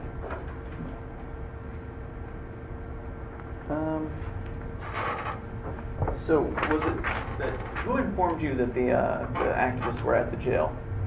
I was told by my dispatch, who was called by somebody at the jail, who I'm not certain. Had you been informed that the activists had allegedly been asked to leave? Yes. Did you do any personal investigation as to that fact? In terms of, I'm not sure what do you mean? Well, you were just told it, so you didn't know if it was true or not, right? Well, I went to the jail. I saw that there was nobody up there. I spoke with the sergeant, who said that he gave the orders for people to leave, and then I saw a group come back. Were you here today in court when Frank Turris testified that he did not give me an order personally to leave? I don't think that's what he said. That's exactly what he said. The Oh. record will reflect it. You have to take the witness's answer. If you disagree, you can put on your own witness or testify yourself. Why would you, when you approached the group of activists, where were they standing? Parking lot. And why did you choose to arrest them immediately without conducting any sort of investigation? Well, the investigation had been complete at that point. How could- you were in violation of the criminal trespass statute. You were told to leave. You did it first, but then came back onto the property in defiance of that order. I waited patiently. In fact, I waited until it came all the way around. The group was larger, in fact, than the one that got arrested. I waited actually even a little bit more, and the other people, other than those who got arrested, came to the parking lot and left. They were allowed to leave. The goal was actually to get people to leave. If that was the goal, then why didn't you ask folks to leave? Well, it wasn't, the time was over for that. That had already been done on 2 occasions. Well, you don't know that for sure, right? Because you weren't Well, there. I do know that because I talked to Sergeant Turris, who told me that, and then after the arrests were made, I confirmed it by the video. But you were never able to confirm whether each person was personally informed to leave. Objection, Your Honor, relevance? The relevance is that The law on the personal communication is clear. It doesn't have to be an individualized, personalized communication. Whether the evidence here is sufficient to make that out is for me to determine when the case is all submitted. But Do you feel personal like- communication, as one person directly to another, is not required to make out this violation. Do you feel like that the folks in the parking lot were planning on staying there? Yes. And do you have any evidence of that? Yes. You stayed there. Well, so wouldn't it have behooved you, if it was your intention to get people to leave, to speak to them first and ask them to leave? Objection, Your Honor, asked and answered. I'll let you try it one more time, but we don't want to replay what we've already gone through. Go ahead, you can ask it again. If it was your intention, your stated intention, to get people to leave the property, wouldn't it have made sense for you to communicate that personally to that group of people? So it wasn't my intention, it wasn't my goal to get people to leave the property, it was the goal. The goal What were of- your goals? The goal, Let the goal him of finish his the, answer. the goal of the corrections officers who informed you on 2 occasions to leave. I was there at that point to enforce the orders that they had made to you folks to leave that you then defied. That was my job at that point. You have, is it true that you have nothing else beyond the claims of the officers on the scene that I was ordered to leave? At that point, I had nothing more than that. However, after the fact, I did get the video and make confirmation of that. Does the video have audio included in it? The video does not have audio. So how could you confirm from the video that I was ordered to leave? Well, you were in the group that was being addressed by Sergeant Turris when he testified that he told you to leave. You can see him waving his hands, which is an indication that he wanted you to leave. And then, in fact, the group did leave. So I guess by reasonable conclusion, you could assume that that's exactly what happened. So you are assuming then that I heard or understood an order to leave. Yes. You made an arrest based on an assumption. I made an arrest based on probable cause, that you were told to leave an area that you had no further privilege to be in, and you defied But you never that. bothered. Let him finish his answer. You never bothered to ask me anything. Are you finished with your answer? Yes, sir. Okay, go ahead. You never bothered to ask me anything or talk to me as part of your investigation. I did ask, well, when I made the statement, somebody had said, why are we being arrested? And I made the statement that you were told to leave and you weren't, and you didn't. And then you made the statement that I wasn't told anything. And it was your, you just in that statement there said that that conversation happened as we were being arrested. So Correct. prior to that, you did not bother, as part of your investigation, to actually speak to the parties in the parking lot.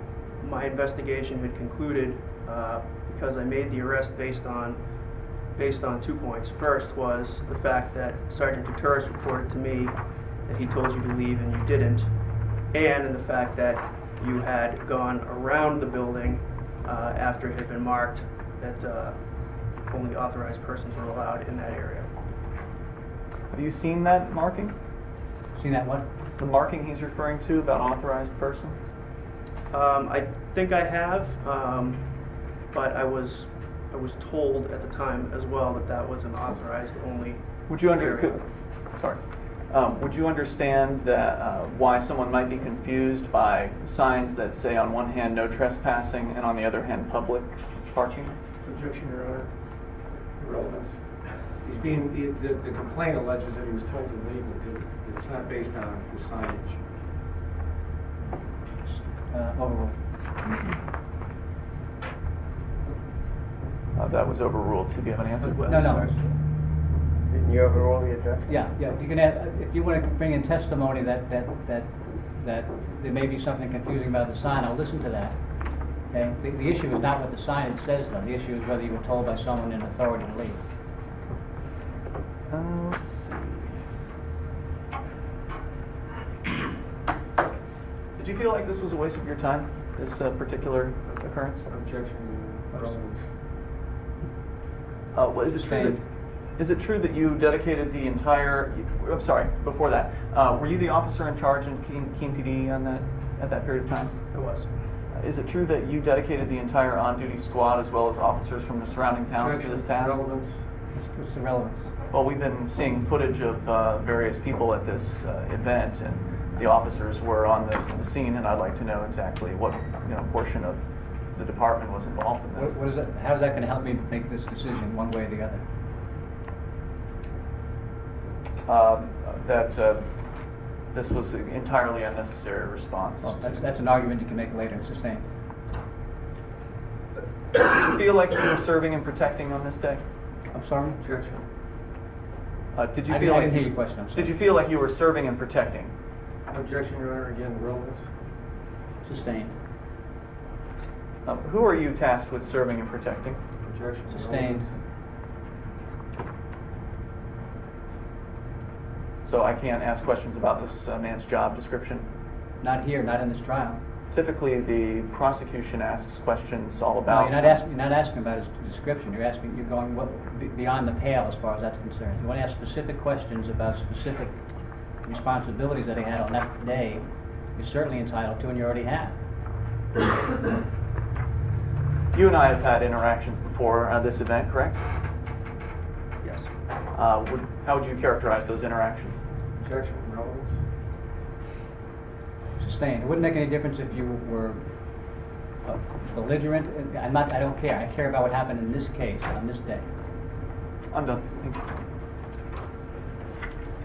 Mr. Canario?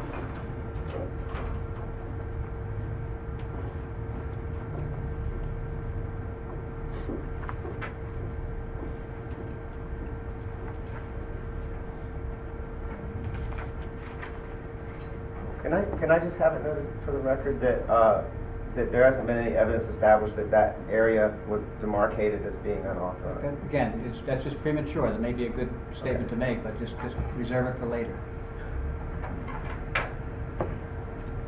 you have any questions? You don't have to ask any. Do you have any? Yeah, I do.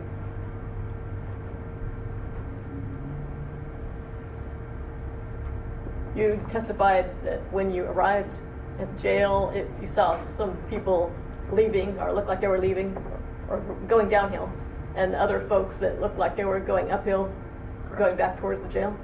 Yes. So, do you remember about the time that you arrived on the jail? I don't. Don't remember? I mean, it was about 5 to 30. I guess any answer that I give you would just be speculation. I don't. Are there records that we could look at that would say what The time they video were? shows exactly the time, although it's off a little bit, and I understand that, but By hours, Yeah. yes. So, there's no like reliable way we could find out when you got there. I suppose that there could be with a detailed investigation and with the jail in terms of. Major Russo said that he could figure out exactly how far off the video is, although.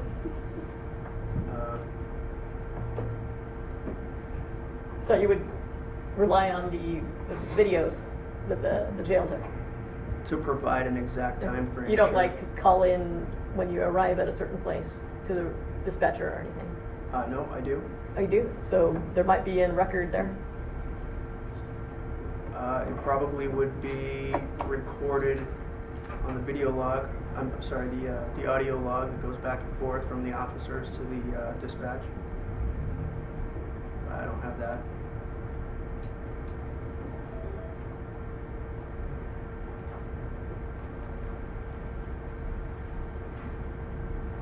That's all, thanks. Thank you. Mr. Murphy? No questions. Thank you. Yeah, I would just like to ask, how would you characterize my activities that day? That you were part of a group who was protesting. Based on my activities, how would you characterize? What about my activities would you characterize as protesting? I guess I'm not really certain. Was I holding a sign that made you think that I was protesting, or using a bullhorn, or shouting angrily? I don't believe you were. Okay, thank you. No further questions. Any redress? Thank you. State rest. State rest. All right, this is your opportunity individually. We'll go through this the same way. If you want to testify, or if you have a witness you want to offer, this is your opportunity. We'll start with Mr. Freeman. Yeah, I'd like to call Dale Everett. Is this the end of the state's witnesses? State just rested its case. Actually, yeah? I'd hold that. Yeah, I'd like to, I do have witnesses I'd like to call, but first I'd like to motion to dismiss this case based on lack of jurisdiction. Please. What's the jurisdictional claim? Well, I haven't seen any. I would like to see evidence of proof of jurisdiction from the alleged plaintiff. Testimony has been that this occurred in the city of Keene, which the court takes judicial notices within the jurisdiction of this court to entertain misdemeanor charges. I would like the law, so jurisdiction has been established. Is it your responsibility to prove jurisdiction or his Their responsibility? responsibility. I said the evidence showed that they said this happened in Keene. Yeah, well, I have some questions about jurisdiction, so I'd like to call Chris McLaughlin to the stand. No, should have made a motion in limine if you had any jurisdictional claim. A motion of Did what? not. A motion in limine. Can you spell that for me? In limine. INLIMINE. And what is that? That's a pretrial motion to establish some kind of a matter that can be decided prior to court, on which people have notice about prior to court usually. Prior to this instance, on the day of the arraignment, the discussion that we had was that you would be willing to answer questions that were submitted in written form.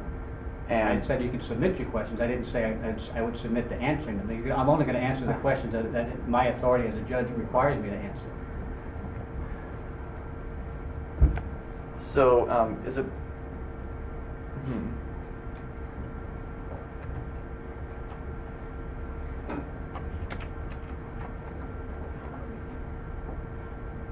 Okay.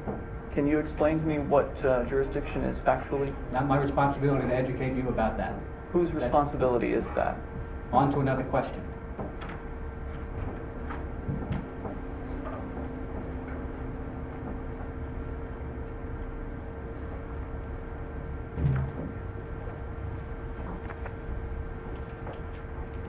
Does this court? You rose to make a motion to dismiss. What else? What other grounds do you have to dismiss the case? Well, I have some questions about the nature and cause of these proceedings. Can you answer those questions? If they're appropriate for me to answer, I may. You can try me. I'm still trying to comprehend what this jurisdiction means. Well, it's too late for that. Next question. It's too late. And this motion in limine, at what point does that need to be filed? It's a pretrial motion. So at any point Pretrial, we're mid-trial, we're not pretrial by any means. 2.25 hours into trial. All right. I'd like to call Dale Everett. I'd like a motion to dismiss at this point. Hang on a second. Does anybody, have a seat for a second, please. Do you have any motions that you want to make at this time, Ms. Canario? No. Mr. Murphy? Did you have any motions you wanted to make? No. Yes? Mr. Everett? Yes, I do. Okay. I would like to What's your motion to dismiss on the basis that the prosecution has failed to present the accuser in this case, and we have a right to face our accuser. It's been established by testimony that the authority for the order to leave came from Richard Van Wickler, based on, and he made the decision to have us to order us to leave from the property, and I feel that we have a right to face our accuser, and that has not been presented to us. Mr. Van Wickler, to the extent he's been referred to here, would be merely a witness. He's not the accuser. Who is the accuser, may I ask? The complaint alleges that the prosecution through the Keene Police Department, they're the ones who bring this case. You could have subpoenaed Mr. Van Wickler if you wanted to. I'd like to motion to dismiss this case based on the fact that the prosecution has failed to prove its case. In their complaint against me, it specifically states... Hang on a second, let me find yours. Okay, go ahead. It specifically states that in defiance of an order to leave which was personally communicated to him by Frank Deturis, and when I was asking Frank some questions, I specifically asked him if he personally communicated to me that order, and he said no. So there is no case here. Okay, have a seat. What's your response to that? As I've indicated, Your Honor, that it just has to be communicated by an authorized person. Mr. Deturis was authorized to make that order, and as I've indicated, the case of State v. Dupuy, 118 New Hampshire 848, makes clear that personally communicated does not require individual actual... Objection. I'm not saying that... So just let him finish, then you can get back up.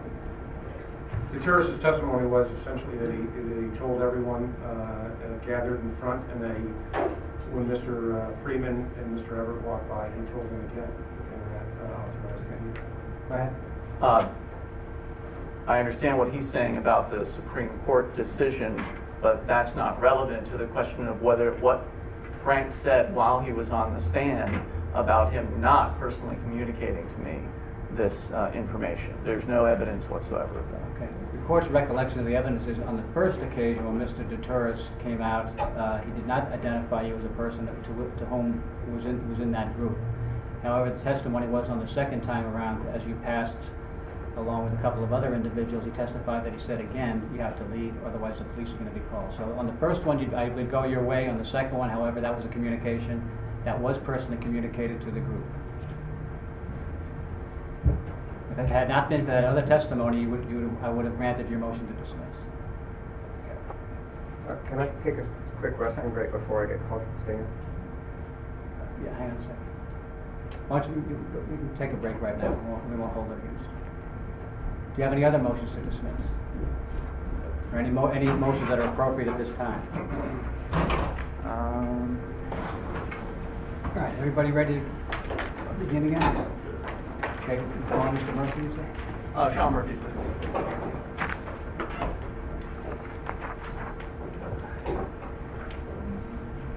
Just remain standing for a second. Actually, before you do, have a seat, please. Now, you're a defendant in this case. It's a Class A misdemeanor. You have a right not to testify. You don't have to say anything if you don't want to. You can tell Mr. Freeman you don't want to testify, and you wouldn't be required to. Understood. And anything, once you're subjecting yourself to cross-examination here, then you can be asked questions about anything pertaining to this case, including your involvement. It won't be limited simply to what Mr. Freeman may ask you, the prosecutor may ask you other things. Understood. As long as it has to do with this case. And you don't want to insist on that right? You want to go ahead and testify? I'll go ahead and testify. Sure. How far did you get in school? I completed high school. Did you read and write well? Yes, I Do you understand the rights I'm talking about here when Yes, I I do. say words like, phrases like self-incrimination and things like that? Yes, I do. Okay. All right. Go ahead. Just to clarify your instructions to the witness, when the prosecution asks questions, he is under no obligation to provide answers. Oh, I'm afraid he is. He's taking a stand. Doesn't he have a right against self-incrimination? You can't pick and choose. It's not. This isn't a Senate hearing.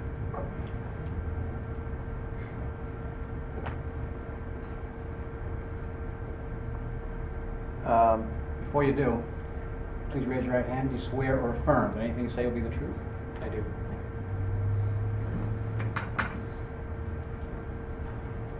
So, when you were at the jail, Sean, can I call you Sean? Fine by me. Did you hear the orders that were allegedly given to leave the property? I heard no orders. Remember, we get a time frame. I presume we're talking about April 25th. I'm sorry, I'm talking about the date Okay. question. All right. Let's just assume that we're all talking about the same day, same time frame, etc. Okay. And Yeah. but there were a couple of occasions where at least there's testimony that statements were made. So just if you could be more particular when you ask questions about that. You at no time on the day in question heard any governmental person order you or anybody to leave. I did not.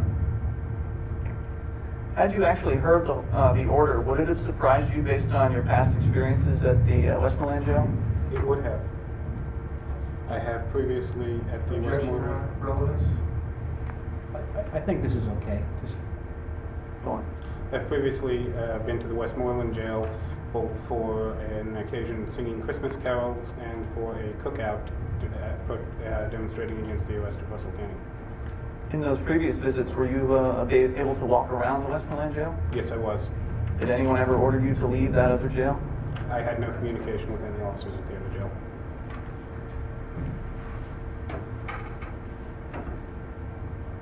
When Sergeant Chamber Jim Sumarellis and his other officers went ahead and arrested folks, where were you at that time? I was in the parking lot. What were you preparing to do? I was preparing to depart. No further questions. okay. Attorney McLaughlin? We've already, do you recall the previous video shot with you standing in front of the jail? Yes, I do. And is that you in that shot, Yes, it is. wearing a cape? Yes.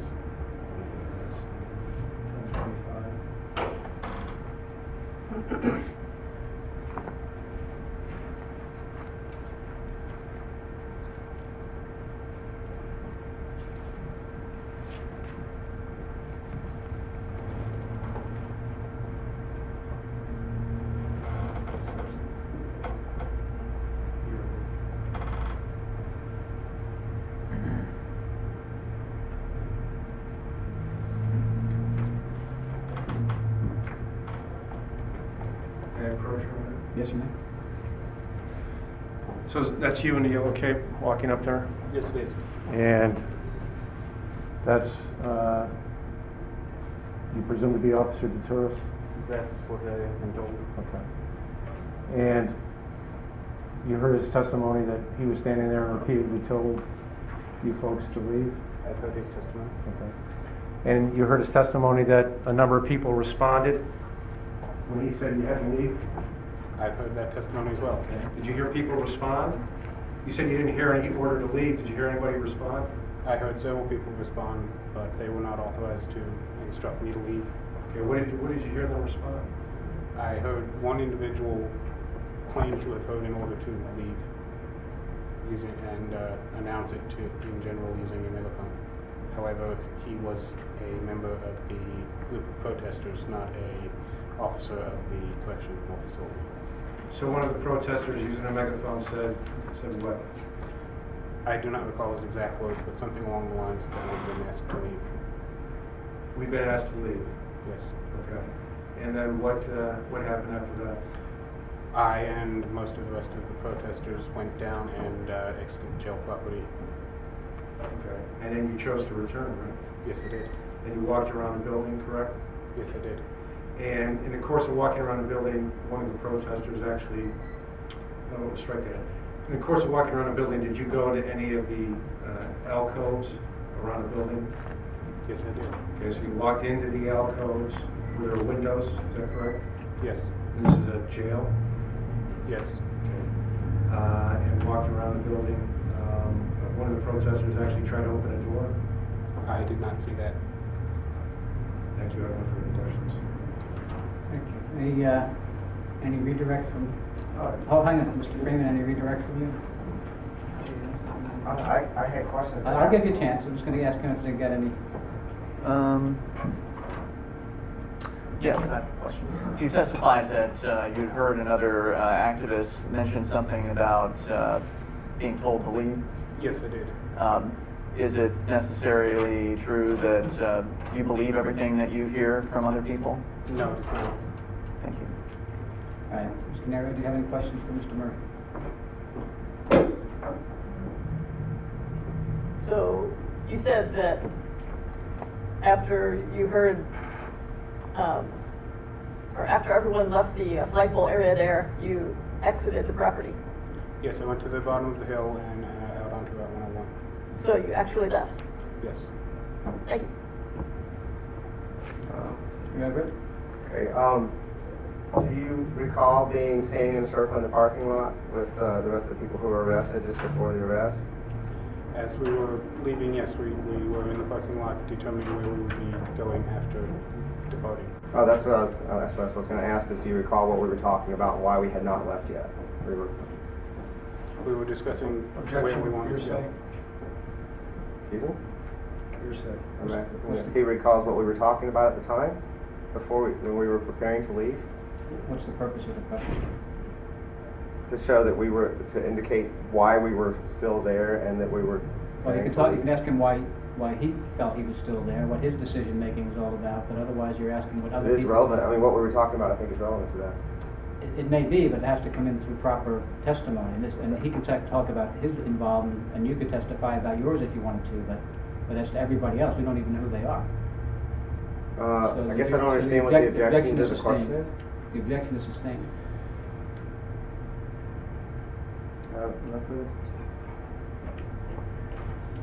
Okay, any more questions? Okay, thank you, you can have a seat. Any other witnesses? Yeah, I'd like to call Dale Everett.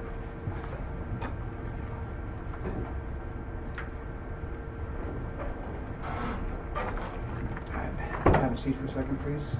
You heard me discuss the issues about self-incrimination with Mr. Murphy. I heard everything. You heard that, you listened to that conversation, and you don't have any reservations about testifying, even though that you'll be subjecting yourself to self-incrimination through cross-examination yourself? I understand. You're a defendant in here, and the Class A misdemeanor maximum penalty is 12 months, you know. I understand that. And you don't want to insist that you not be asked questions. No, I didn't. I'm complying. Okay. Please raise your right hand. Solemnly swear or affirm that anything you say will be the truth? I affirm that I intend to be truthful today as always. Okay. Go ahead. Okay. Well, talking about the day in question here, did you hear any orders to leave being issued by any governmental-looking types? No, I did not. Had you heard that order, would you have been surprised based on your past experiences at the Westmoreland Jail? Absolutely. What were your experiences there? Many times I've been at the Westmoreland Jail. I've circled the jail. I've waved at inmates. I've been there for morale purposes for the inmates. I've waved at them. Walked around the jail. Had a cookout at the jail, and never been confronted by an officer for that behavior. Or asked to leave because of it. Were you, when you were arrested, was anything communicated to you besides you're under arrest? Nothing at all. I expected something. It was immediately, you're under arrest. What were you doing in the parking lot before you were arrested? I was talking with everyone about where we would go to eat, I believe. We were trying to decide what to do next. I think we were talking about possibly going to eat.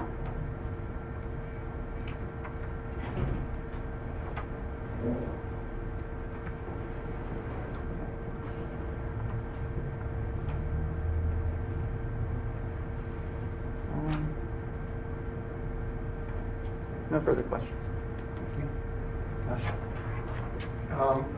Mr. Everett, where are you located in relation to these people, if you recall? Uh, Are you at back that point further? in time, You can stand up and go to the mic. I don't recall, but from the picture it looks like, at that point in time, I don't recall exactly, but I think that's exactly. Okay, so you are in that first group? Well, I'm conceding that I was in that group at the time. He claims that he issued an order. Okay. I'll concede that. And your claim is That helps. your claim is that you didn't hear?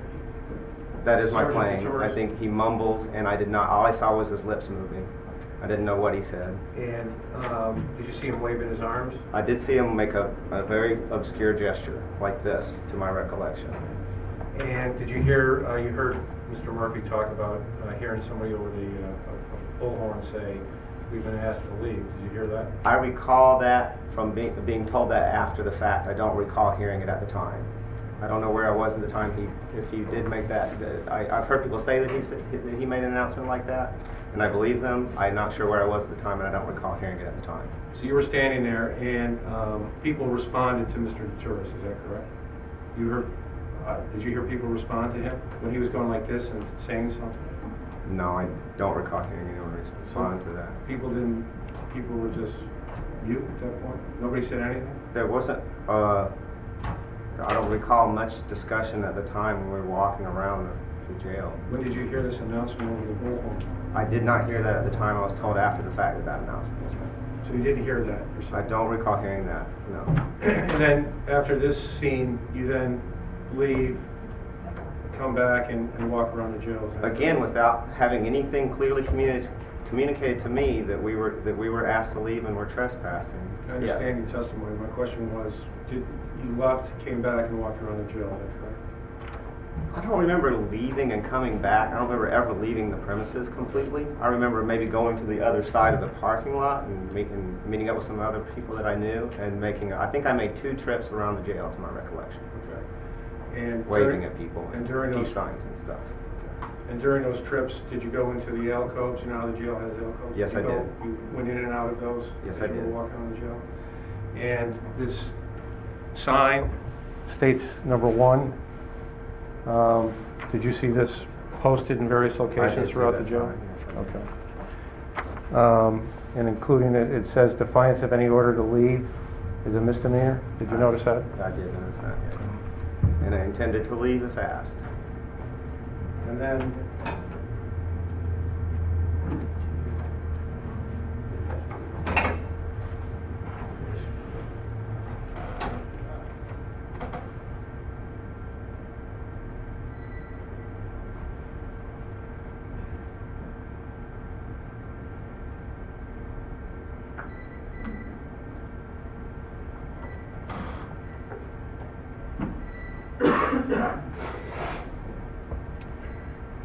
so you heard Sergeant Turris' testimony, correct?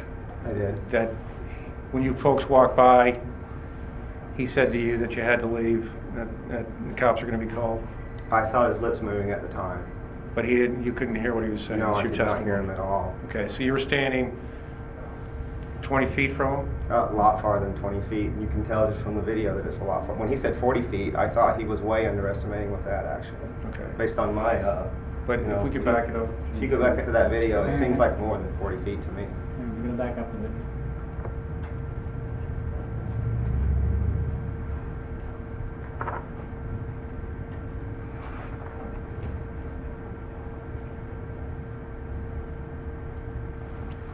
(10:33), What was it? Nothing. about 10:33 is what you're looking for.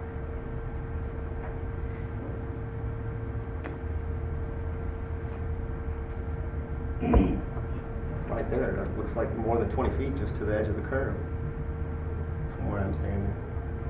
Or walking. We could stop right now. Now, when you're looking over and giving a peace sign,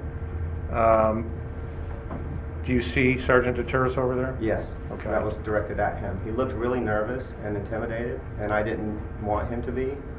And I did that. Relax, we're not threatening. So that was directed at him? That was directed at Okay. him, yes. Okay, we keep going for a little bit. And then Mr. Freeman appears to waive, is that correct? From the video, yeah, I can't recall from the time. Okay, so your testimony is that you didn't hear Sergeant Deturis either when you were in front of the building or when you walked by on that occasion? That is correct. I have no further questions. Mr. Canario? Oh, do I get a redirect? It will, but actually I did it out of order last time, so. No questions. Mr. Murphy? No questions. All right, any redirect? I think so. It was Frank Deturis' testimony that he had ordered us to leave on this path that we're looking at here on the video, and it is your testimony that you did not hear that order, correct? I saw his lips moving, I recall it, and that's all I could tell. Would you say it's that what Frank Deturis did in that case counts as communication? Absolutely not. Thank you. And, well, I'd like to add, I was very clearly trying not to appear threatening. That's why I made a peace sign and a smile. That would have been an excellent opportunity to come up and clearly communicate an order if you really had intended to order us to leave. Thank you. Any recalls? Okay, thanks, you can have a seat.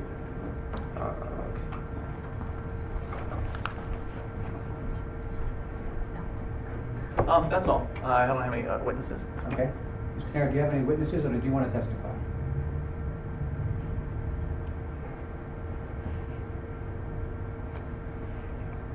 No, I have no witnesses. Okay, Mr. Murphy? I'd like to call you Freeman.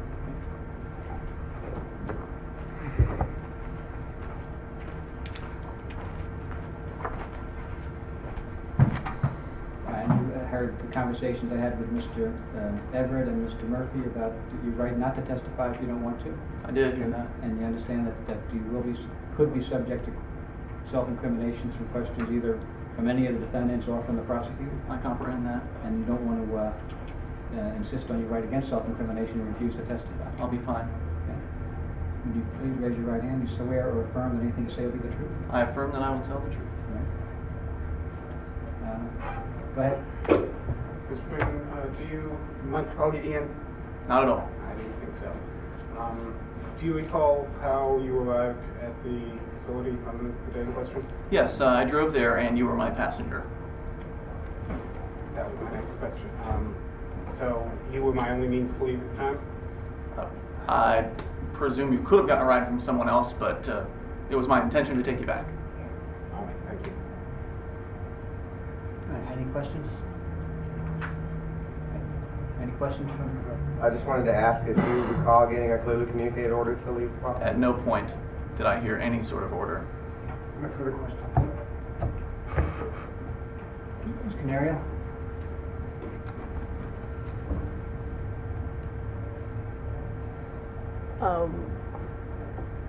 Was it your intention to stay if people asked you to leave? No, it wasn't my intention. I mean, I can't say how I would have responded had I been asked to leave, but I never was. I wasn't asked and I wasn't ordered, and you know, it was just another day at the jail for me, having gone to the Westmoreland jail and having experienced many occasions of walking around the jail and never having any issues with the guards there, having the guards have even come outside and smiled at us and been friendly. There was never any kind of issue before, so I had no reason to believe anything would happen differently. In fact, if anything, the only thing different about this visit was that we didn't actually have a cookout this time. Frequently we have cookouts at the jail in the parking lot. So, no, I didn't have any intentions in particular. My only intentions that day was to come and visit the jail and maybe raise the spirits of some of the prisoners there. Anything else? Nope, that's all, thank you. Counsel? Just procedurally, Your Honor, is Mr. Freeman testifying in his case, or is he testifying as a witness in Mr. Murphy's case? He's a witness in Mr. Murphy's case. Okay, so he's rested his case. Yes. Okay, I have no further questions. Okay, can I have a seat? Anything else, Mr. Murphy? Mr. Everett, anything? Sure. Is this an opportunity for closing statements? Did Yeah, y'all introduce yeah. any new evidence? Yeah, absolutely. I just want to make sure everybody's had their shot at any rebuttal testimony.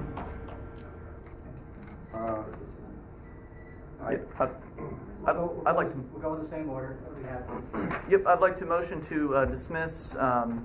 There is my charge because, as I had pointed out before, now that we've heard the testimony of the witnesses here in this case, there was, no order clearly communicated. No one understood what that order was. They didn't even hear the order. And Frank DeTurris' testimony made it very clear that he did not believe that he even gave me a personal communication to leave the premises.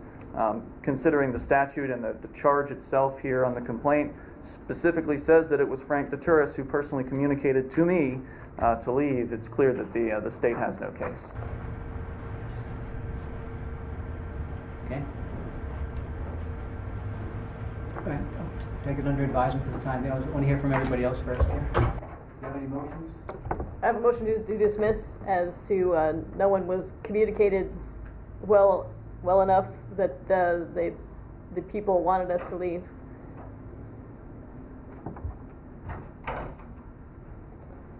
Any motions? I have no motions. The only thing, I just wanted to, I tried to establish with testimony from witnesses that I was cooperative throughout the whole thing, and that my behavior did not show any sort of tendency not to cooperate with an order. No one's made any allegations, as I said before, that you were not cooperative. And I just think that goes to that is evidence towards my my point that I was not clear. It was not clearly communicated. Well, that doesn't necessarily show that. Just the fact that you were cooperative doesn't necessarily prove that. But Well, the case against me is that I was uncooperative, that I was asked to leave and I didn't obey, and nothing about my behavior that day indicates that kind of uncooperativeness. in response to the motions, is that I was what you're saying? conceded. Okay, Your Honor, the Okay. evidence is from Sergeant DeTurris and Did you want to make any argument about the evidence, or did you basically put your arguments in the form of your motions? Is that how you feel, or? Is this a closing statement? Yeah. Yeah. So clearly, the state hasn't proven the case even close to a beyond a shadow of a doubt. They certainly, I don't think they've risen to the standard that you required earlier of proving their case. And certainly, based on past experiences at this facility, their actions on this particular day were surprising, shocking, and totally unnecessary. Sergeant Cimarellis could very well have come up and had a conversation with us and then determined that we were actually on our way out. But instead, he made the choice to make an arrest and waste this court's precious time this afternoon. And I apologize for that. I'd like to thank you for doing the job that you do when you're actually helping provide justice. Thank you very much. I think I'd like to point out that the state has failed to establish that any communications were, or anyone was told to leave. Mr. DeTurris was asked to clarify his answers a number of times. It was hard to understand him. When we asked him to state in a loud voice the way he did on the day in question, this room isn't nearly as big as the area that he was addressing, and it wasn't that loud. There was in the history of these people, of us visiting the jail, we had done it a number of times in the past and never had any inkling that they were going to become belligerent about it this time. And if they had communicated what they wanted, I think that everyone would have been peaceful and left as they requested. That's all. Mr. Murphy.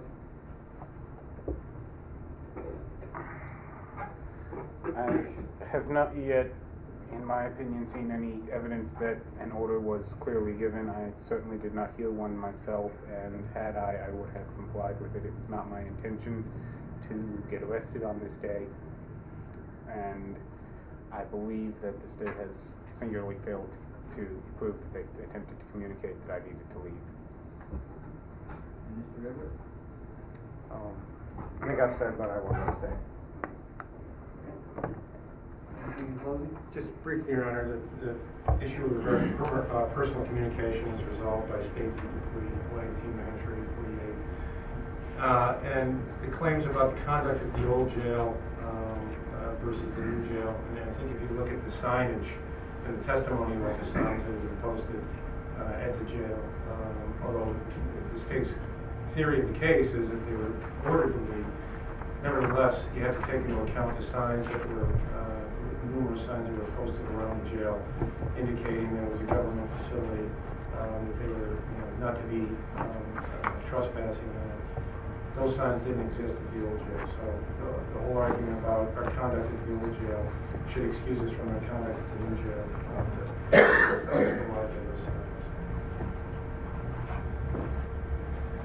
All right, I'm going to take it under advisement for a few minutes. All right, I've taken a few minutes to consider the evidence that I heard here this morning and part of the afternoon. To state first, I think the incident here, the court was disturbed particularly by testimony about some of the activities some individuals, certainly perhaps not the named defendants, engaged in walking around the facility. That's a secure facility. This could have erupted into a more dangerous situation. Jail has the right to control who comes and goes on the property. It's not just walking on the Common or down Main Street in any place in America. This is a different setting, and your rights to assemble, etc., can be governed in their the time, place, and manner of those things. And if you don't abide by those terms, there can be consequences. Having said that, the issue here, the threshold issue, is the question of personal communication. The State is correct that the communication can be general in nature. I'm communicating with all of you at once. I'm not naming anybody in particular, but I'm communicating with everyone here. The court, however, is a little bit troubled by the quality of the communication. The communication has to be of such a nature that it's effective. And simply opening one's mouth and speaking certain words doesn't necessarily mean that they've been conveyed. The State has the burden to prove the case beyond a reasonable doubt. I'm not at all casting aspersions on Sergeant Turris's testimony. I'm finding actually that he did say the words he said. What I'm finding is that the State didn't prove beyond a reasonable doubt to me that he was effectively communicating under these circumstances. So under the circumstances, the misdemeanor charges I'm finding the defendants, what I'm finding him guilty of is the violation level trespass for violating the orders not to be on the property. So based on the signage and the clear testimony that you were on the property. So I'm going to find you guilty of violations, not criminal offenses, based on the fact that there was no communication. No, I can't find beyond a reasonable doubt that the communication was effective enough to find you guilty of criminal charges. So, what's the State's recommendation on the sentences on the violation level? On the violation level, Your Honor, it would be $250 fine plus a common assessment on each. Right. What does each of you ask me to do with your sentence on a violation level offense? Well, considering that there were public areas of this so-called secured property, and if you've been found guilty of a violation, all I'm interested in now is hearing what you think I should issue as a sentence in this case. That's all. That's my only question for you right now. I would just issue no sentence whatsoever because there was no controversy here. And besides that, I won't be paying any fines.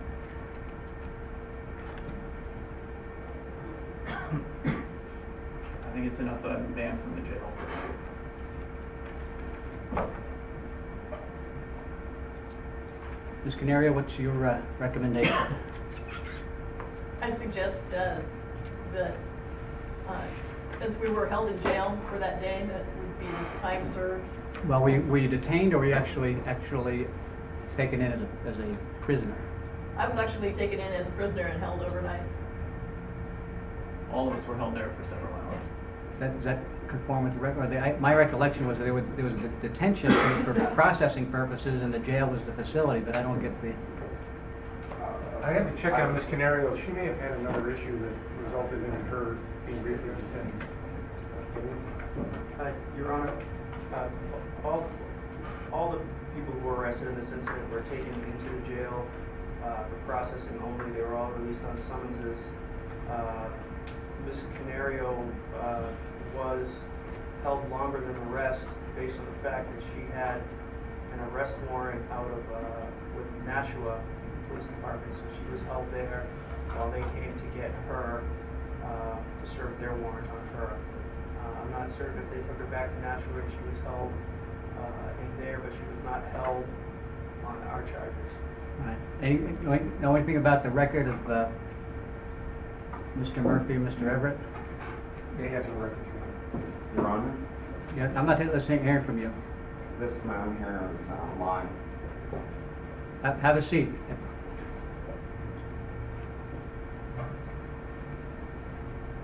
Mr. Murphy have a record?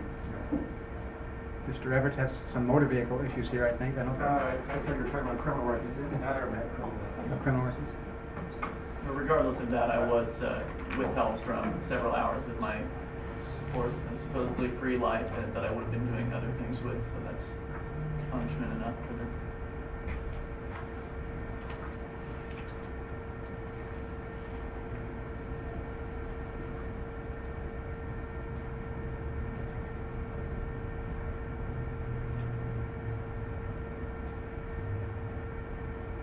All right, I'll deal with Mr. Murphy first. There's a fine of $250 plus the standard state assessment of 24%, so it's $310. Do you plan to pay that? I would be willing to pay that to the community kitchen or the 100 Nights shelter, not to the state. You need, for me to give you community service, I have to have a financial affidavit from you to support that in the file. Do you work? I am employed, yes. What do you do? I work at Pizza Hut. How much do you make a week? I make 8 an hour, 30 hours, so it would be $240 a week.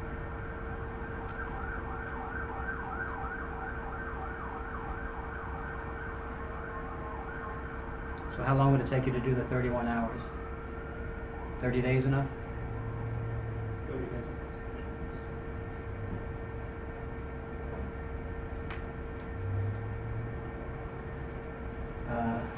Date at the end of October?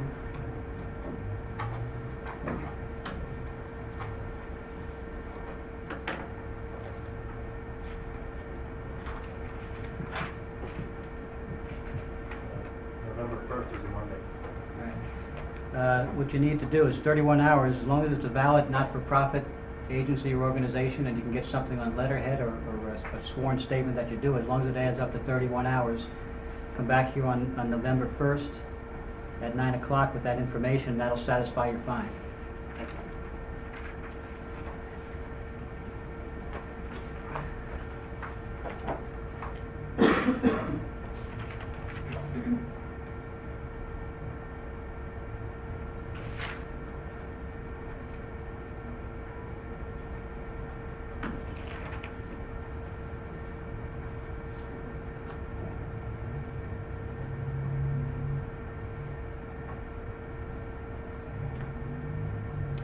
Mr. Everett, since this isn't your first time in court, I'm going to give you a different fine. I'm going to suspend some of it, but do you intend to pay the fine or do community service? I'd be willing to do community service. It wouldn't be for financial reasons. It would have to do with, I'd also be willing to pay the fine to a charity. Well, I can only, as I said, I can only give you community service if it sounds to me as if your financial situation merits it. It's my financial situation would not merit it. Well, then, are you going to pay the fine or are you going to go to jail? I can't in good conscience pay it to the state. Okay. I'd be willing to pay it. Well, if you're telling me that under no circumstances will you pay the fine and you wouldn't qualify for community service, you're giving me no option here. It has to be, it'll be if five. Community service has financial requirements, and I'm not for. But I wanted to talk about when you're choosing a penalty for me, I want to talk about that. I realize you've already found me guilty of a violation offense, but what I'd like you to take into consideration under this is that there isn't any area, this is normally a publicly accessible jail, and there isn't any particular area. I've taken everything into consideration. I'm sentencing you now. Okay, I thought you wanted statements related to my sentencing. And I just wanted it noted that I have complied with the order not to go back to the jail, and I haven't been in any, that's good. given any reason to think that it's going to take a penalty to get me to comply. Well, I guess I need to know from you whether, if you're not going to pay the $620, then I need to know that now. $620. Well, it's a $500 fine, and the 24% is added on all fines, so it brings it to $620. It is not my intention to pay that. Okay, well, when do you want to report to the jail? It'll be for 12 days. Is it possible to check my calendar and see? Well, you have to tell me right now. Otherwise it'll be Friday at 5 p.m.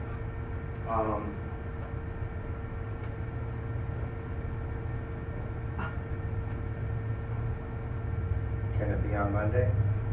Why? I think there's a charitable event happening this weekend. I've offered my assistance on it. What's that? At the shelter. If it's October 2nd, is All right, 10/4 at 5 p.m.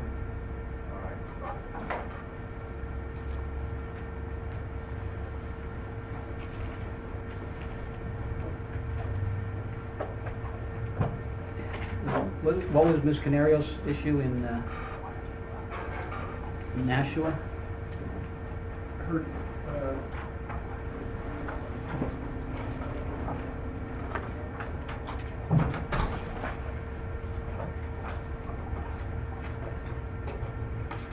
Can you fill us in? Did you have an issue in court in Nashua back Yes. around this time? Yes. What was that? When we were detained at the jail, the Nashua police came and got me and held me overnight. Right, on well, warrant. that you'd be entitled to credit over there, but not here for that. I don't have anything in their triple I with regard to a recent arrest, Your Honor. What I do have is a conviction from 07 in Hillsborough County for resisting arrest and detention. Okay. Is that correct? I can't address that. Okay. I'll assume it is then. All right. Same goes for you. It would be a $500 fine plus the $120. Do you have any intention of paying it I will not pay the fine. under any circumstances? Right. Okay. When do you want to go to jail?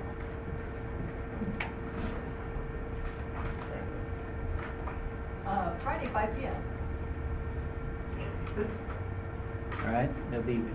Keep in mind, it's deemed an escape if you don't show up. What does that entail exactly? Just out of curiosity. Pardon me? What does that entail exactly?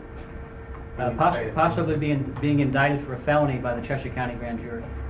Not my call. It's up to the county attorney to figure that out. Will we be getting something in writing saying when we're supposed to arrive? Yep, you're gonna get So we can commit. make sure You'll get commitment orders, but you need to wait to get them. If you don't wait, that's not our problem. That's yours.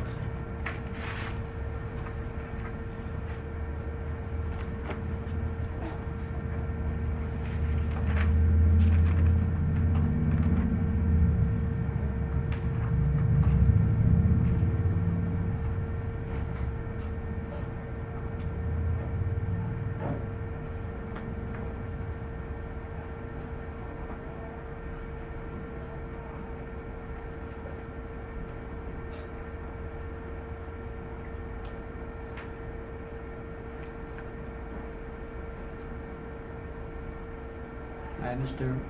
Freeman or Bernard, your fine is $1,000 based on the court's experience with a number of charges in this court. Half of that will be suspended for 2 years on your good behavior, which means no felonies, misdemeanors, or major motor vehicle violations.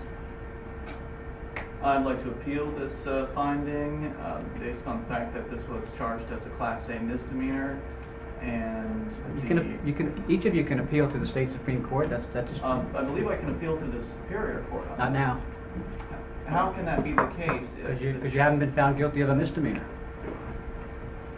Well, I was charged with a misdemeanor. I know, and I found the state could not prove that case beyond a reasonable doubt, but I found that the lesser included charge of a straight violation level offense of criminal trespass was made out, and that's what you were found If guilty I of. may, for the record, read Section 1 here of the criminal trespass statute. A person is guilty of criminal trespass if, knowing that he is not licensed or privileged to do so, he enters or remains in any place. It has not been proved that I knew. I found it was proved beyond a reasonable doubt. So that's, if you want to appeal that, you certainly can. Okay, am I able to appeal You that? sure can. I'd like to be on the record. before- Okay, well, you have to wait around to do your paperwork, because they'll give you notices of these things.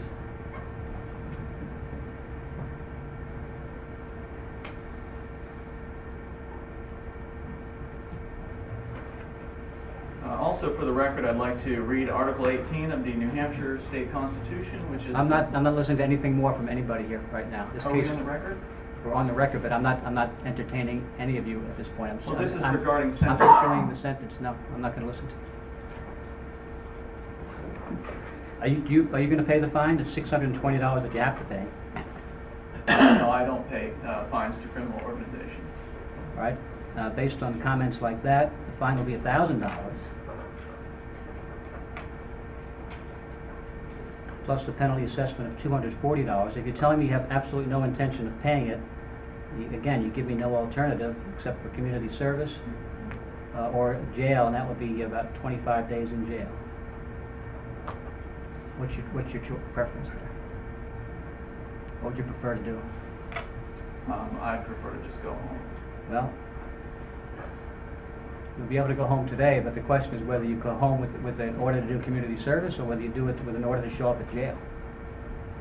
Well, I'm willing to pay a fine to the local charities here, Not as the court has allowed me to do in the past. I'm not allowing that.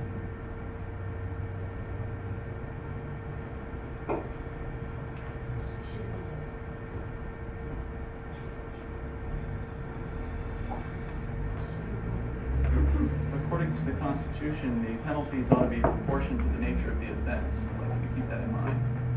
It's also in consideration of the fact, I've looked at each of you differently. I've assessed your cases individually. I've looked at each of you differently with respect to your backgrounds and your experience with the court. That's why I didn't take a cookie-cutter approach to the sentences here. That wouldn't be fair to everybody. And it's your suggestion that $1,000 is somehow proportional to me coming onto a piece of property and then intending to leave? I'm taking a look at the whole picture. The court's total experience with you and your cooperation with the court and the number of offenses for which you've appeared in front of this court and been found guilty in the past. That's why I'm issuing the fine. I'm also taking into consideration your total lack of respect for the court in the way you address the court and you address the court's orders. That's being taken into consideration as well. So it's 5 o'clock on October 4th, 24 days.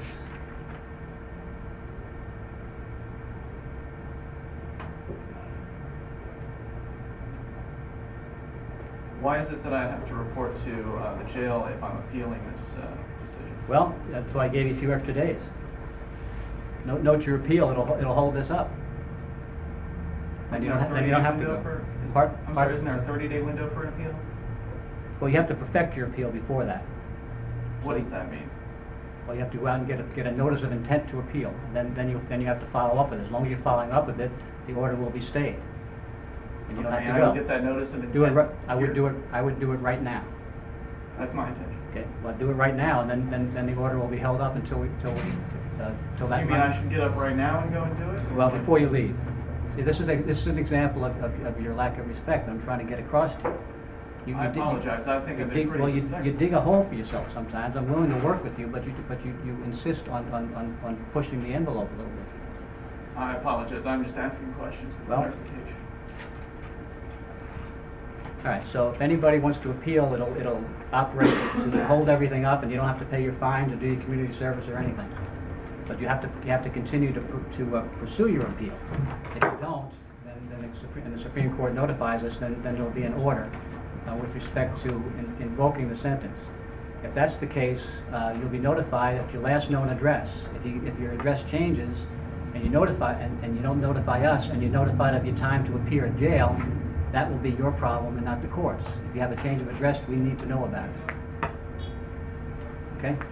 So with the exception of Mr. Freeman, I guess everybody's free to go. Thank you. Except you have to go wait for your paperwork outside. All rise. No, I'm still here. Now you release me, Judge.